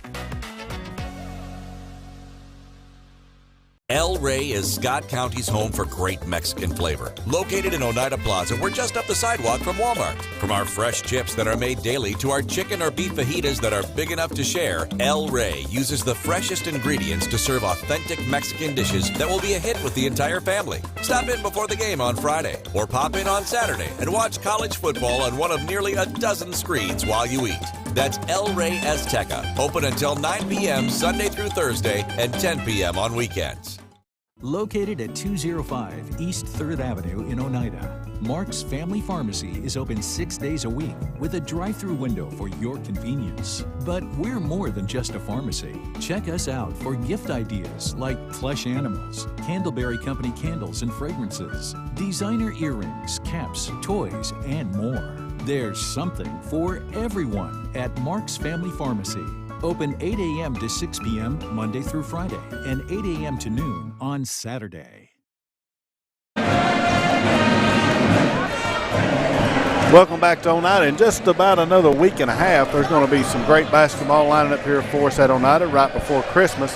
It's going to be Monday, Tuesday, and Wednesday, December the 20th through the 21st. It's the annual South Fork Physical Therapy Christmas Tournament. There's going to be 8 teams of girls, 8 teams of boys. So that makes you 8 games altogether each day. First game getting underway each day at 10 o'clock. The last game tips off around 8:30 that night. So if you love basketball, you'll get all you want. On the girls' bracket, we have Scott High, Sunbright, Clinton, Pickett County, which is a perennial power, Powell, Mount Pisgah, Monterey, and Oneida. So that's a loaded up girls bracket.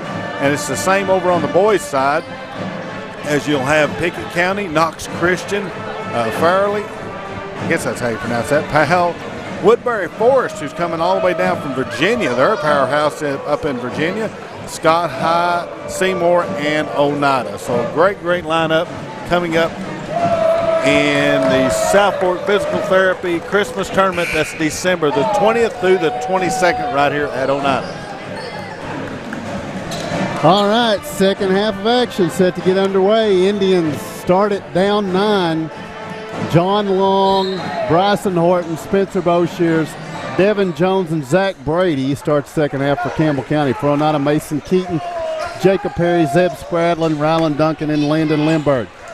Here's Brady with the basketball. Kicks it out deep. 3 from Horton. No good. Battle for the rebound. Zeb Spradlin takes it away from Long.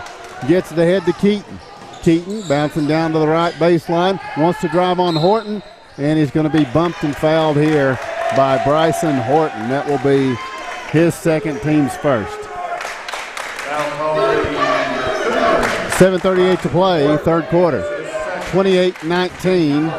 Oneida down 9. Bounce feed on the inbounds. Jacob Perry lays it off the glass. Good. Perry pops open. First points of the night. We got a 7-point game with 7.5 to play in the third. Horton back the other way to Boshears.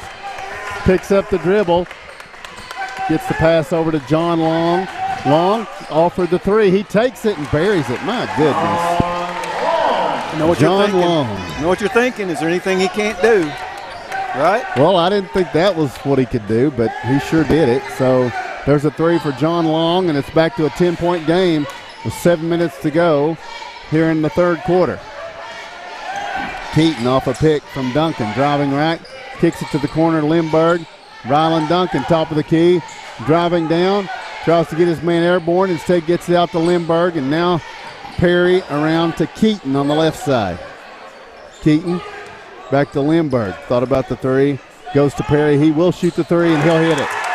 So a good answer by Jacob Perry out of the locker room. He's got 5 points for Oneida. Back to a 7-point contest with 6.5 to play in the third.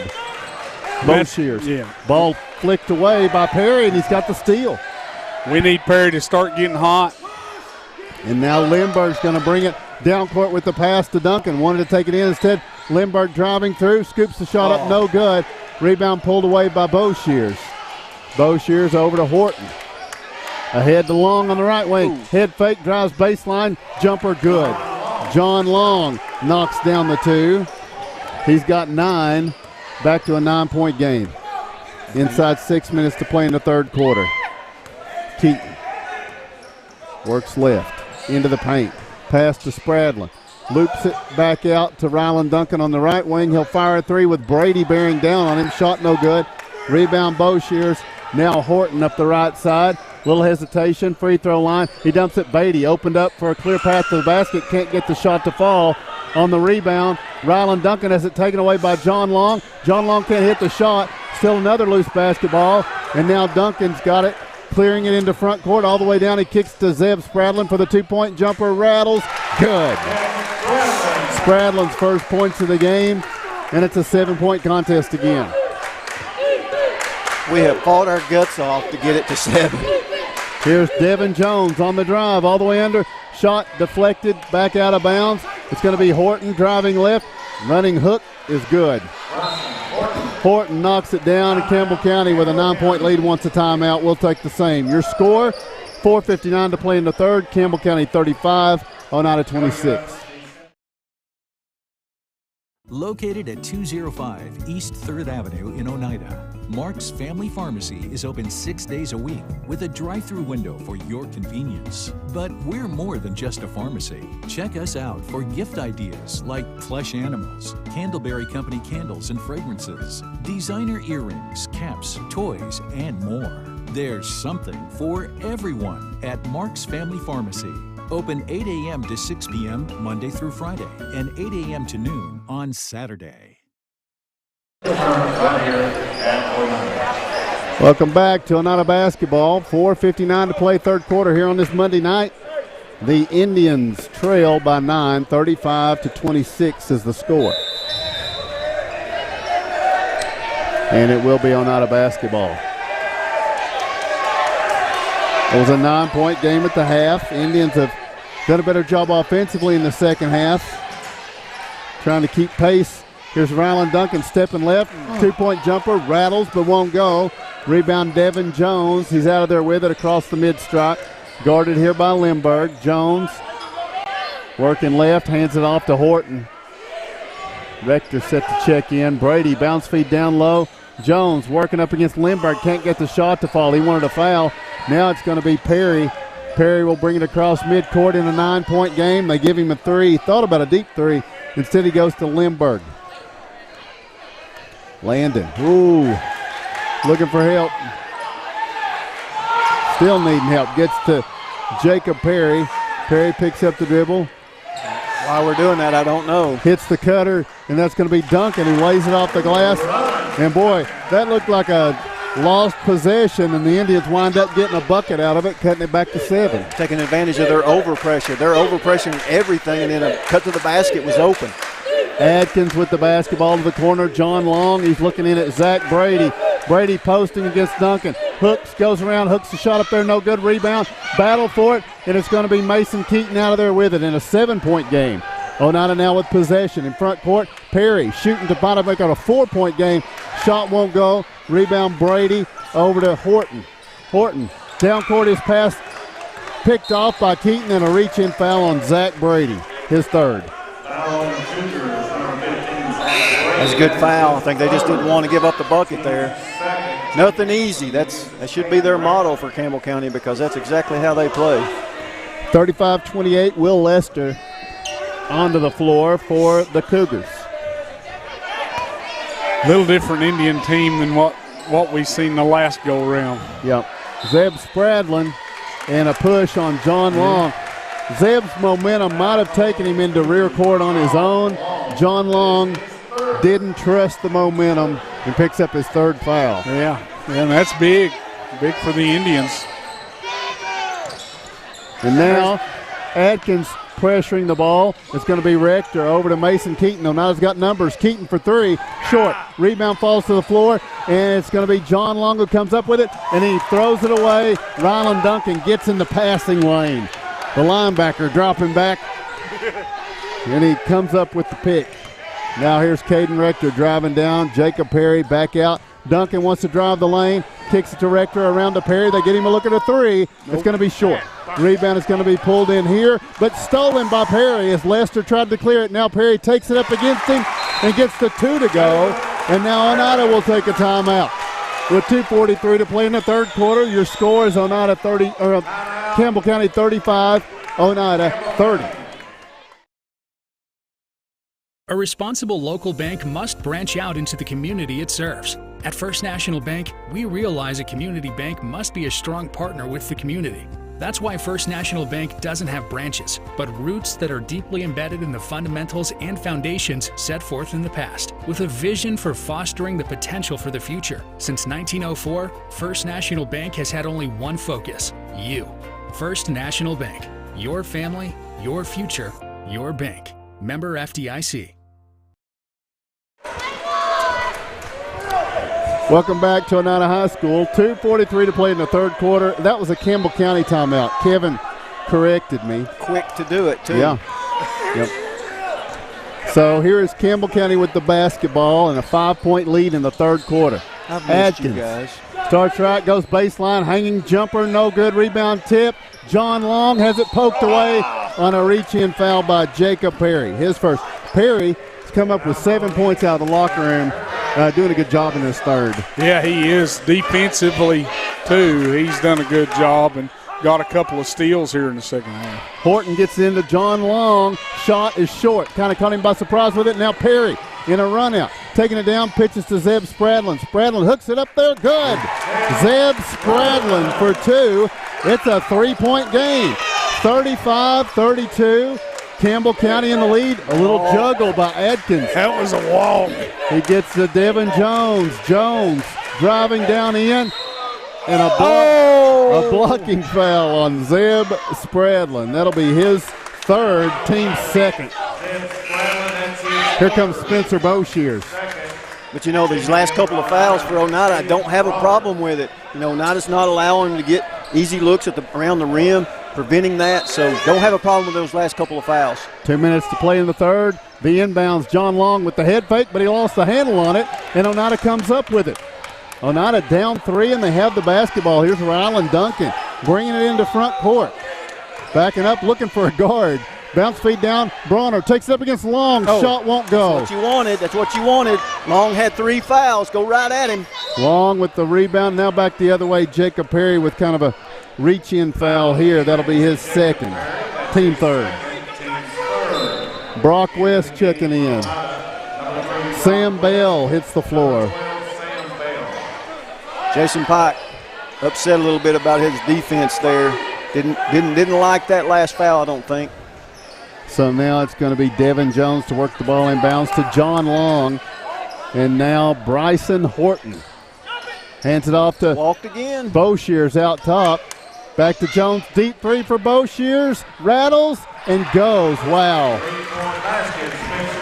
Spencer Boshears. He has a pair of deep threes in this game. It pushes it back out to 6. Brock West the other way. Still going to need to see that birth certificate. Rylan Duncan on the wing, driving through, lobs it over. Bronner gets a man airborne. Long with the block, rebound, loose on the court. Brock West comes up with it. Now kicks it out. Mason Keaton on the drive. He finds Sam Bell. Bounce feed trying to get it over to Bronner. Miscommunication. Now Boshears back the other way. Shot no good. Rebound tipped out. Touched last by the Indians. Oneida wants a timeout. We'll take the same. 57 seconds to play here in the third quarter. Your score, Campbell County 38, Oneida 32. Odds are there's a Potter's Ace Hardware right in your neighborhood, with expert advice and the right tools and supplies to make your quick fixes even quicker. Around the block, what you need in stock, with people who know their stuff. Potter's Ace has a convenient location on Industrial Lane here in Oneida. Visit the helpful folks at Potter's Ace for all your home improvement needs. Potter's Ace, the helpful place.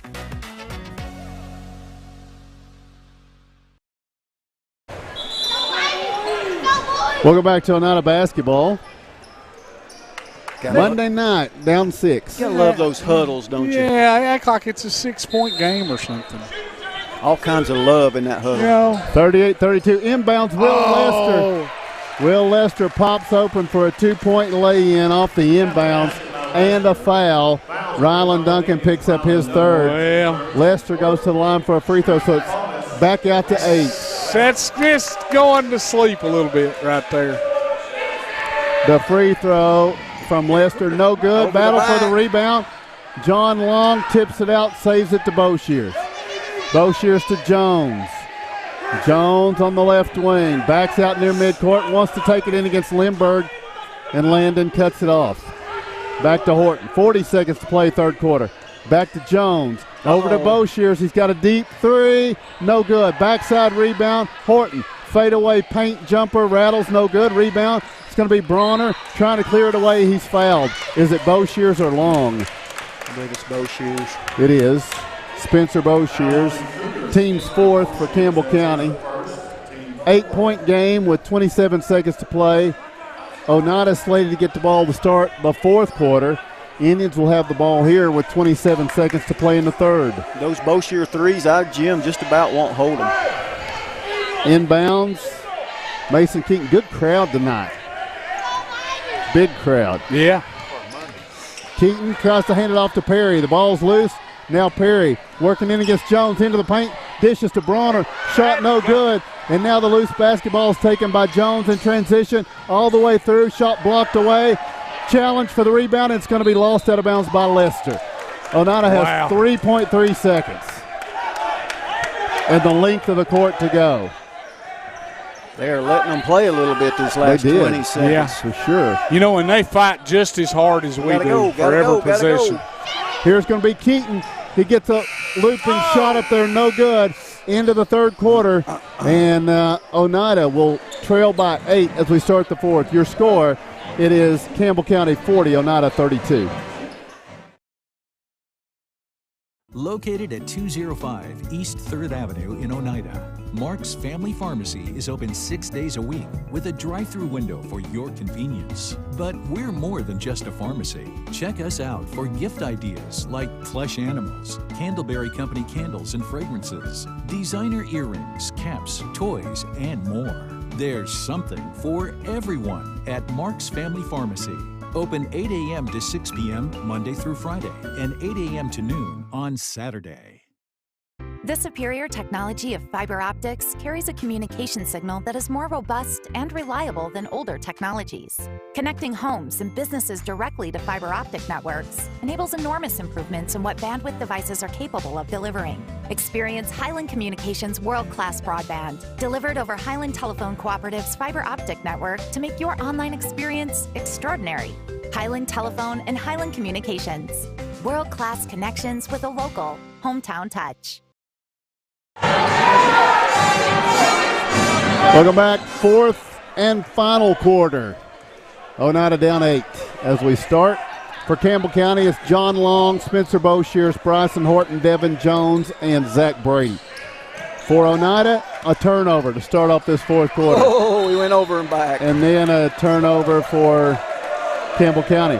Rylan Duncan, Jacob Perry, Zeb Spradlin, Landon Lindbergh, Mason Keaton for Oneida. Down 8. And you bring John Long, which is forward, out on your point, out on Oneida's point guard, which is Mason Keaton. Well, you wanted him out away from the basket. Yeah, but I mean, they're running that gut defense, looks like to me. Keaton kicks it over to Lindbergh. Oh, his bounce feed to Keaton. Keaton driving through the paint, little jump stop over Brady is good. That's a big-time move right there. We need more of that. Keaton with 7. Oneida within 6, and Oneida's got full court pressure here. John Long lobbing down court. Pass deflected. Now Boshears with it, crossing over. Did he? He carried it. He protests, but the official's been calling him for that tonight consistently. So here Oneida will bring it the other way. Down 6. 7 minutes to go. Mason Keaton into front court. Starts right. Working left, spinning, looking for Lindbergh out on the right corner. Lindbergh lobs it down. Spradlin had it momentarily. Goes now to Duncan. Free throw line jumper is going to be short. Rebound Zach Brady. Gets it to Horton. Horton across the mid-stripe through the paint. Loops the pass over. Brady's lay-in is good. Zach Brady's first points of the second half. Back to an 8-point game. 6:40 to go. Zach Brady's tough underneath too, guys. Well, they've got a number of mammoth post players here. Here's Rylan Duncan taking it in against Brady, and he gets the shot to go. Tough move by Rylan Duncan. He's got 10. Back to a 6-point game. John Long fires it up the right side. Boshears to Brady. Brady loses the handle on it. Now Keaton has it. Going to take it up against Long. Shot is good. Long had to be careful with those fouls. John L. pointed that out. It's now a 4-point game, 6 minutes to play. Here's Horton, lobbing it down court. Devin Jones, driving baseline. Jones into contact, and they're going to say he was fouled on the way to the basket. He'll have 2 free throws here. It looked like Spradlin had position, but they're going to whistle it on Rylan Duncan. That's his 4th. So here's Devin Jones to the line. He hasn't scored in the second half. Yeah, we kind of took him out of his game. He hits this one, though. Yeah, been tough on Devin Jones, and boy, we don't need. He was totally out of control. This foul call bailed him out. Yeah. Yes, and Zeb was there, so it might have been a foul against Jones had the Duncan foul not been called. So he hits them both free throws. It's 44-38. A made 3 right here for Oneida makes this thing real interesting. Perry driving, his pass deflected. Bronner kicks it out. Keaton, here's a 2. Shot won't fall. Rebound Zach Brady, clears it away to Horton. Horton up the right side. Little jump stop in the paint, rattles, and it's good. That's a tough shot. Yeah, boy. Bryson Horton, 4 points in the game, back to an 8-point contest. 5:25 and ticking. 46-38 the score. Here's Perry for 3. Shot won't go. Battle for the rebound. Brady comes up with it. Gets it over to Horton. And now Horton into front court. And Jones to Boshears. Now Long. Drives baseline. Lobs it out. Looking for Jones. He chases it out near midcourt. And Devin Jones will work to his left. Free throw line. Into contact. Flicks it up there. No good. Rebound. Perry surrounded by 3 defenders. Jones comes back up with it and gets his shot blocked out of bounds trying to draw the foul. And he's having a word with the official.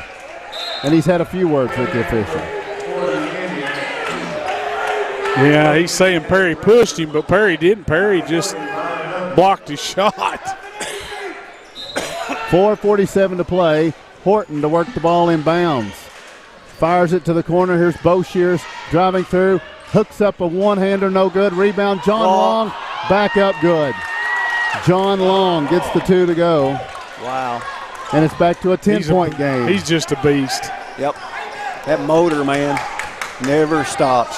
4:30 to play, and now Perry's going to have it tied up by Devin Jones.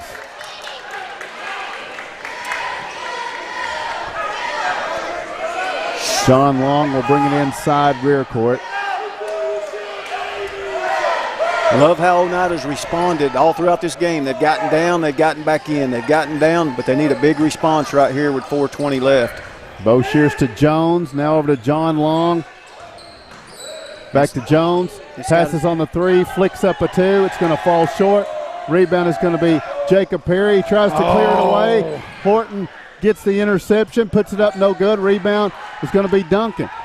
Ryland gets it to Perry. Out ahead, Caden Rector. Rector over to Duncan, driving through. A little hanging 2 is good.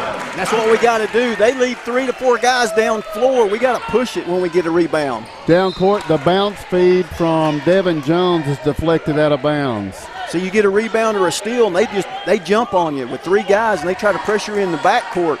We got to clear that, get it up the floor, and get numbers against them.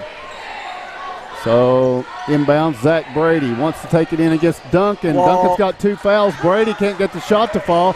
8-point game. Here comes Caden Rector. Down court, pitches to Perry to the corner. Mason Keaton for 3. Rattles, won't go. Rebound falls to the floor. Zach Brady to Horton. And now Horton will slow it up and bring it across midcourt. Campbell County wants a timeout. We'll take the same. 3:22 to play. Your score, Campbell County 48, Oneida 40. A responsible local bank must branch out into the community it serves. At First National Bank, we realize a community bank must be a strong partner with the community.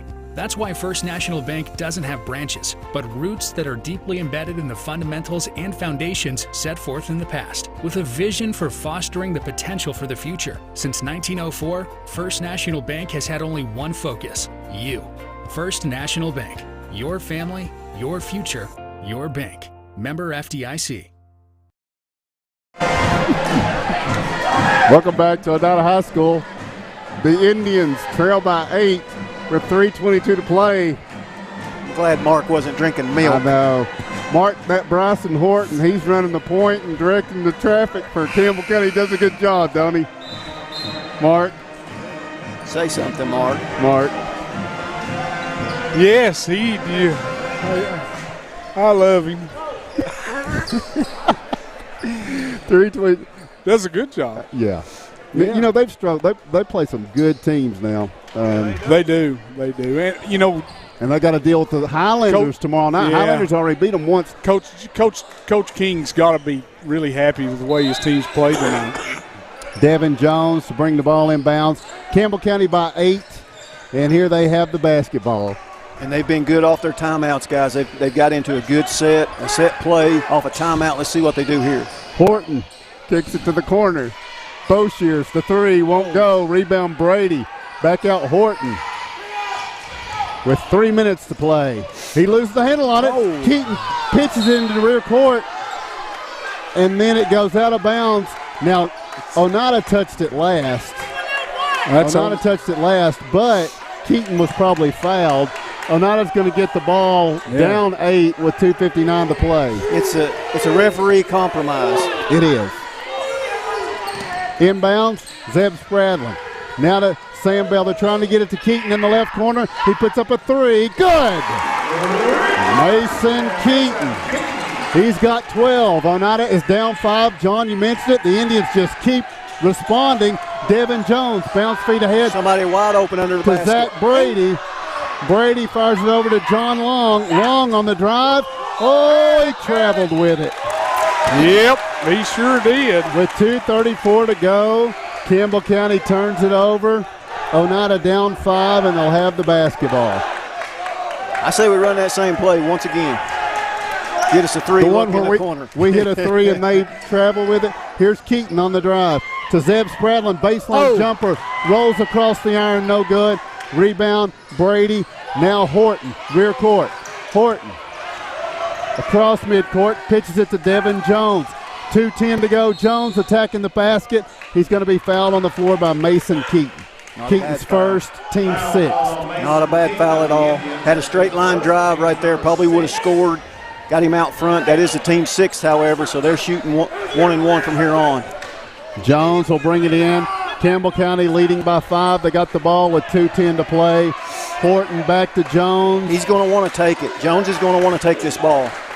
Jones going to be fouled on a push by Caden Rector. Jones will go to the line for 1-1. Rector will pick up his first. Devin Jones is 2 for 3 from the line. 2:02 to go. Campbell County with a 5-point lead, 48-43. Man. Turned into a ball game. I mean, 21 points the last time we played this bunch. First toss from Jones is no good, but Brady gets in there and gets a rebound. Golly. Now back out to Horton. Over to Boshears. What's the rebounding edge, Mark? Do we know? Boshears on the drive through the paint, running one-hander, flicked up there, no good. Rebound Long, back up and good. John Long gets the 2 to fall. And now it's back to a 7-point game. Caden Rector wants to bring it across against Jones. Driving all the way through, shot blocked away by Jones. They did a good job to get to the basket, but, man, they have some rim protection. This defense is pretty stout around the rim. 50-43. Here comes Adkins. It's probably a defense for offense substitution right there. 28-19. That's what I've got. The lob in. Duncan goes to the corner to Mason Keaton. An incredible catch by Keaton just to keep that from being a turnover. Now in a 7-point game, Keaton guns a 3. It's off. Rebound pulled in Zach Brady, and now here's Brady on the run. And he's going to be fouled at midcourt by Mason Keaton. So Brady will go to the line, shoot the front end of a 1-1. He's 1 of 2 from the line. Probably a good foul. Yeah. Man, we battled them. They just Rylan Duncan, John Long having a conversation down there. Oh, they've got after each other tonight, man. But, I mean, it's a cordial conversation. Oh, yeah. They just mutual respect for each other. Shot from Brady is good. You know, and you mentioned something about only scoring 20-something. I was going to – what did we give up in that game? Was it in the 60s, 70s? 71. Yeah, 71 to 50 was the final. So you look at that as well, you know. Yeah. Brady knocks them both down. It's back to 9 with 1:15 to play. Here's Perry in front court. Ball's knocked away by Devin Jones. And Jones is able to tie it up. Oneida will keep the possession. Yeah, Jones has got some very quick hands, man. Yeah, man. And feet. Yeah. You don't want to dilly-dally and have the ball hanging out there with him. Inbounds this to Zeb Spradlin. He'll hand it off to Mason Keaton. We approach the minute mark. Perry from the right corner gets a look at the 3. Oh. It rattles but won't go. Rebound Devin Jones. Going to try to clear it away now. He's going to be fouled by Caden Rector. Rector will pick up his second foul with 1 minute to go in a 9-point game. And Devin Jones will shoot the front end of a 1-1. That's the 9th team foul on Oneida. We may very well go, but we're not going down easy. And you know, we've had so many good looks that just didn't fall for us tonight as well. Got to the rim early in the game in the first half. Couldn't get some of those to go down. And those kind of points loom big on the backside, you know. The layups that you miss, things like that. But I do like the response. Devin Jones knocks down both free throws here. It's an 11-point game inside 1 minute to play. Oneida gets it to Rylan Duncan. Duncan fires a 3. Oh, back of the iron won't go on the rebound. It's going to be a jump ball. Caden Rector ties it up with Zach Brady.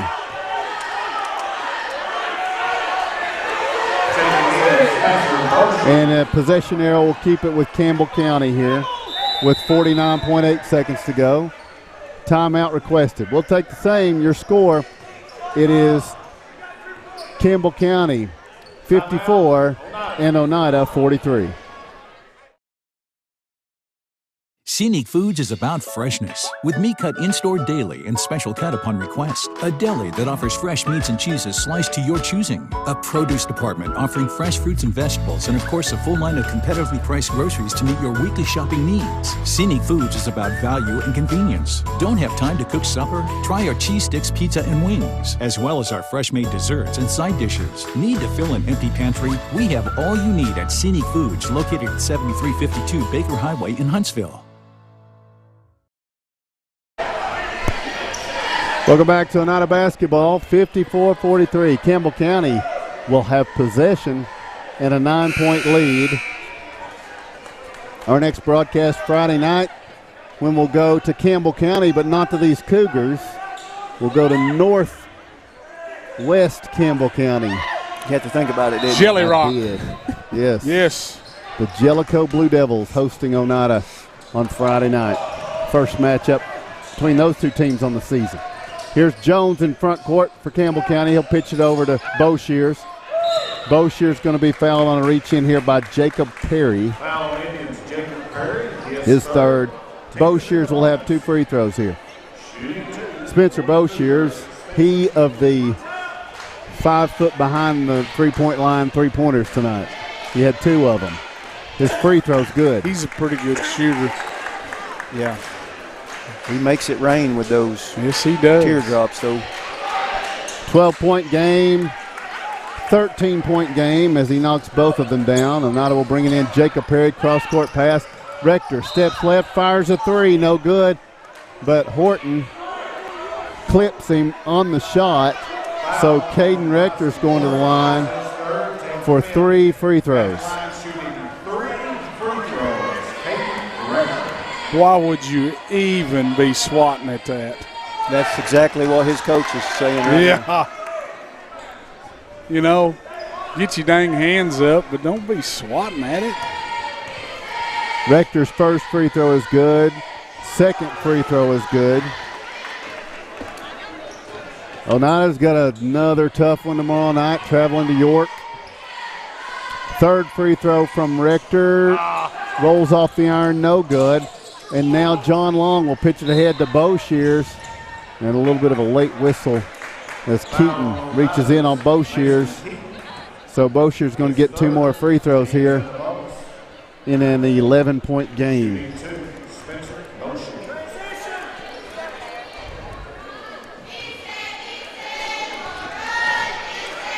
Boshears' first of 2 is good. That gives Spencer Boshears 10 points in the game. And another free throw opportunity coming here. This one's short. Rebound, Ryland Duncan.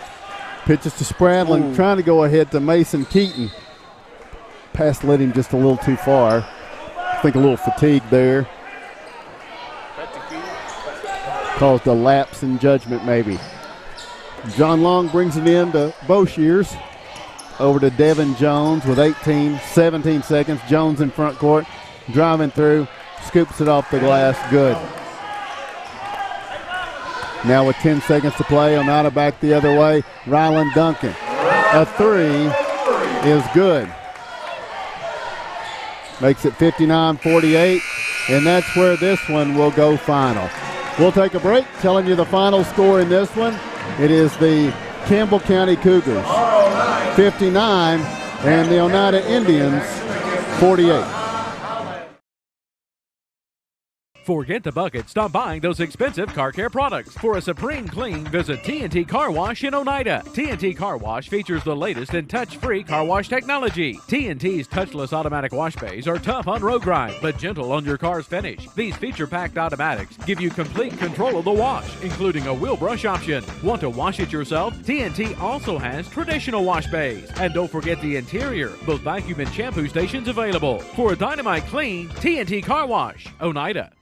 South Fork Physical Therapy is proud to support the Scott High Highlanders and the Oneida Indians. With offices in both Huntsville and Oneida, one of our 6 doctors of physical therapy are always close by. We regularly treat back and neck pain, general sprains and strains, vertigo or dizziness, TMJ disorders, as well as post-operative patients.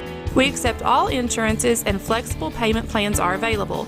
At South Fork Physical Therapy, we strive to make your experience accessible, affordable, and enjoyable. Home-style cooking with friendly service and a relaxed atmosphere. That's Razax. Razax offers breakfast served daily, just like Grandma fixed it, and daily specials like country fried steak, turkey and dressing, and of course, a fish fry every Friday. Razax has a full menu, ranging from quick and easy favorites like hamburgers and club sandwiches to comfort foods like pinto beans. And you'll love something off the grill, like grade A cut sirloin, ribeye, or shrimp kebabs. That's Razax on U.S. Highway 27 in Helenwood. Razax, country cooking and great steaks. Lumber King in Oneida, Tennessee is the region's one-stop shop for everything a DIYer might need. Carhartt apparel, rugged clothing that works as hard as you do. Lumber King Rental Center, a home for not only tools that a construction site might need, but heavy equipment that can get the hardest job done in no time.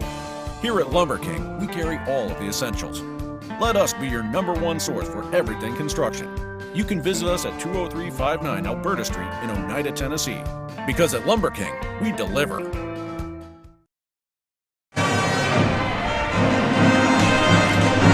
Welcome back to Oneida as the Indians fall tonight to the Campbell County Cougars 59-48. That score a little bit wider apart than that game indicated. It was a good game right up to like the last 40 seconds or so. Taking a look at our final scoring for the Cougars. They were led along the way tonight by Devin Jones. Ended up with 16 points. He was 4 of 6 from the free throw line. Bo Shears had 11. He was 3 of 4 from the charity stripe. 13 points by John Long. Other contributors, 9 points by Brady, 4 by Horton, and 2 points each by Atkins, Lester, and Cox. As a team, Campbell County was 10 of 15 on their free throws. They also connected on 3 3-point shots. For the Oneida Indians, they were led in scoring tonight by Rylan Duncan. He had 15 points and a 3-point basket as well. With 12 points was Mason Keaton with 2 3-point field goals. With 7 points was Jacob Perry. He had a 3 in that total. With 5 points was Caden Rector, who also had a 3-point field goal, and he was 2 of 4 from the charity stripe. With 3 points was Hayden Bronner, 1 of 2 on free throws, with Landon Lindbergh contributing 2 points, and both of those came from the charity stripe. Zeb Spradlin also contributed 4 points for the Indians, for their total of 48 points, 5 of 8 from the free throw line. Oneida now falls to 5-2 overall. Both losses came to this Campbell County basketball team. We'll take another break and be back to Oneida right after this. A responsible local bank must branch out into the community it serves. At First National Bank, we realize a community bank must be a strong partner with the community. That's why First National Bank doesn't have branches, but roots that are deeply embedded in the fundamentals and foundations set forth in the past, with a vision for fostering the potential for the future. Since 1904, First National Bank has had only one focus: you. First National Bank. Your family, your future, your bank. Member FDIC. Welcome back to Oneida High School. So, John, you were able to join us tonight. And I think, like Mark said, the Indians put up a good fight against a very good Campbell County Cougar team. Yeah, and it was good to be here. Came in right at the start of the second half of the girls' game, and it didn't go well for them, unfortunately, and it didn't go well for the boys either as far as the final score. But the boys fell down and probably could have just packed it in, but they fought back, had some great looks at the end of the game, just couldn't get them to fall. And you got to like playing teams like this early in the season, kind of weigh where you are, and I'm sure Coach King will allude to that. And they were long and quick and quick guards and things that you can work on and get better at as the season goes on. Next week, a lot of good teams going to be there, Kevin. Yeah, the South Fork Physical Therapy's Christmas tournament. First couple years we had that, they just kind of did a round robin and everybody just played. But now it's an actual tournament, which brings a little bit more luster to it. It's going to be on Monday, Tuesday, and Wednesday. We've got 16 teams, 8 girl teams, 8 boys teams coming in. We got one team coming in from Virginia. All the teams that's going to be here, Pickett County, both boys and girls are going to be here. So there's a lot of excellent basketball teams that's going to be here. So get out here and enjoy it.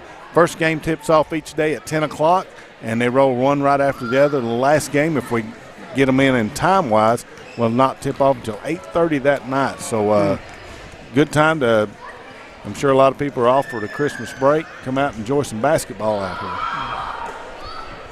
Our next broadcast, Friday night, we will be at Jellicoe for the first matchup between the Oneida Indians and the Jellicoe Blue Devils, and ladies as well. We are not going to be with the team tomorrow night. They're making a Tuesday night trip into Central Time. They'll face the York Dragonettes and the York Dragons tomorrow night. You couldn't get the jet tomorrow, could you? No. We couldn't work out accommodations, I guess. No. No, and I may be going over to that game. I don't know yet, but by myself. Yeah. So, okay. Hopefully. It has to be. Yeah. Are you like putting feelers out to see who might want to go with you? No. I don't want none of you to go with me. I'd go by myself. You don't have to worry about that, brother. No. Okay. No, all right. Absolutely not. Well, we'll catch Coach King on Friday night, and we'll wrap things up from here as this one goes final. So the Lady Indians fall earlier tonight. It was 49-34. Campbell County's Lady Cougars get the win, and then the boys fall to the Campbell County Cougars here tonight, 59-48. Oneida's ladies fall to 5-5 on the season. And they'll be back in action tomorrow night at York as the Oneida boys fall to 5-2 on the season. They, too, in action at York tomorrow night. For all those involved in the broadcast, Ben Garrett and Greg Bond behind the scenes. Behind the camera is Josh Akers. Behind the PA microphone and production is Kevin Akers. And the gentleman joining me for color tonight, Mark Matthews and John Strunk. This is Tim Smith saying thanks for joining us. You've been listening to and watching Oneida basketball on the IH Sports Network.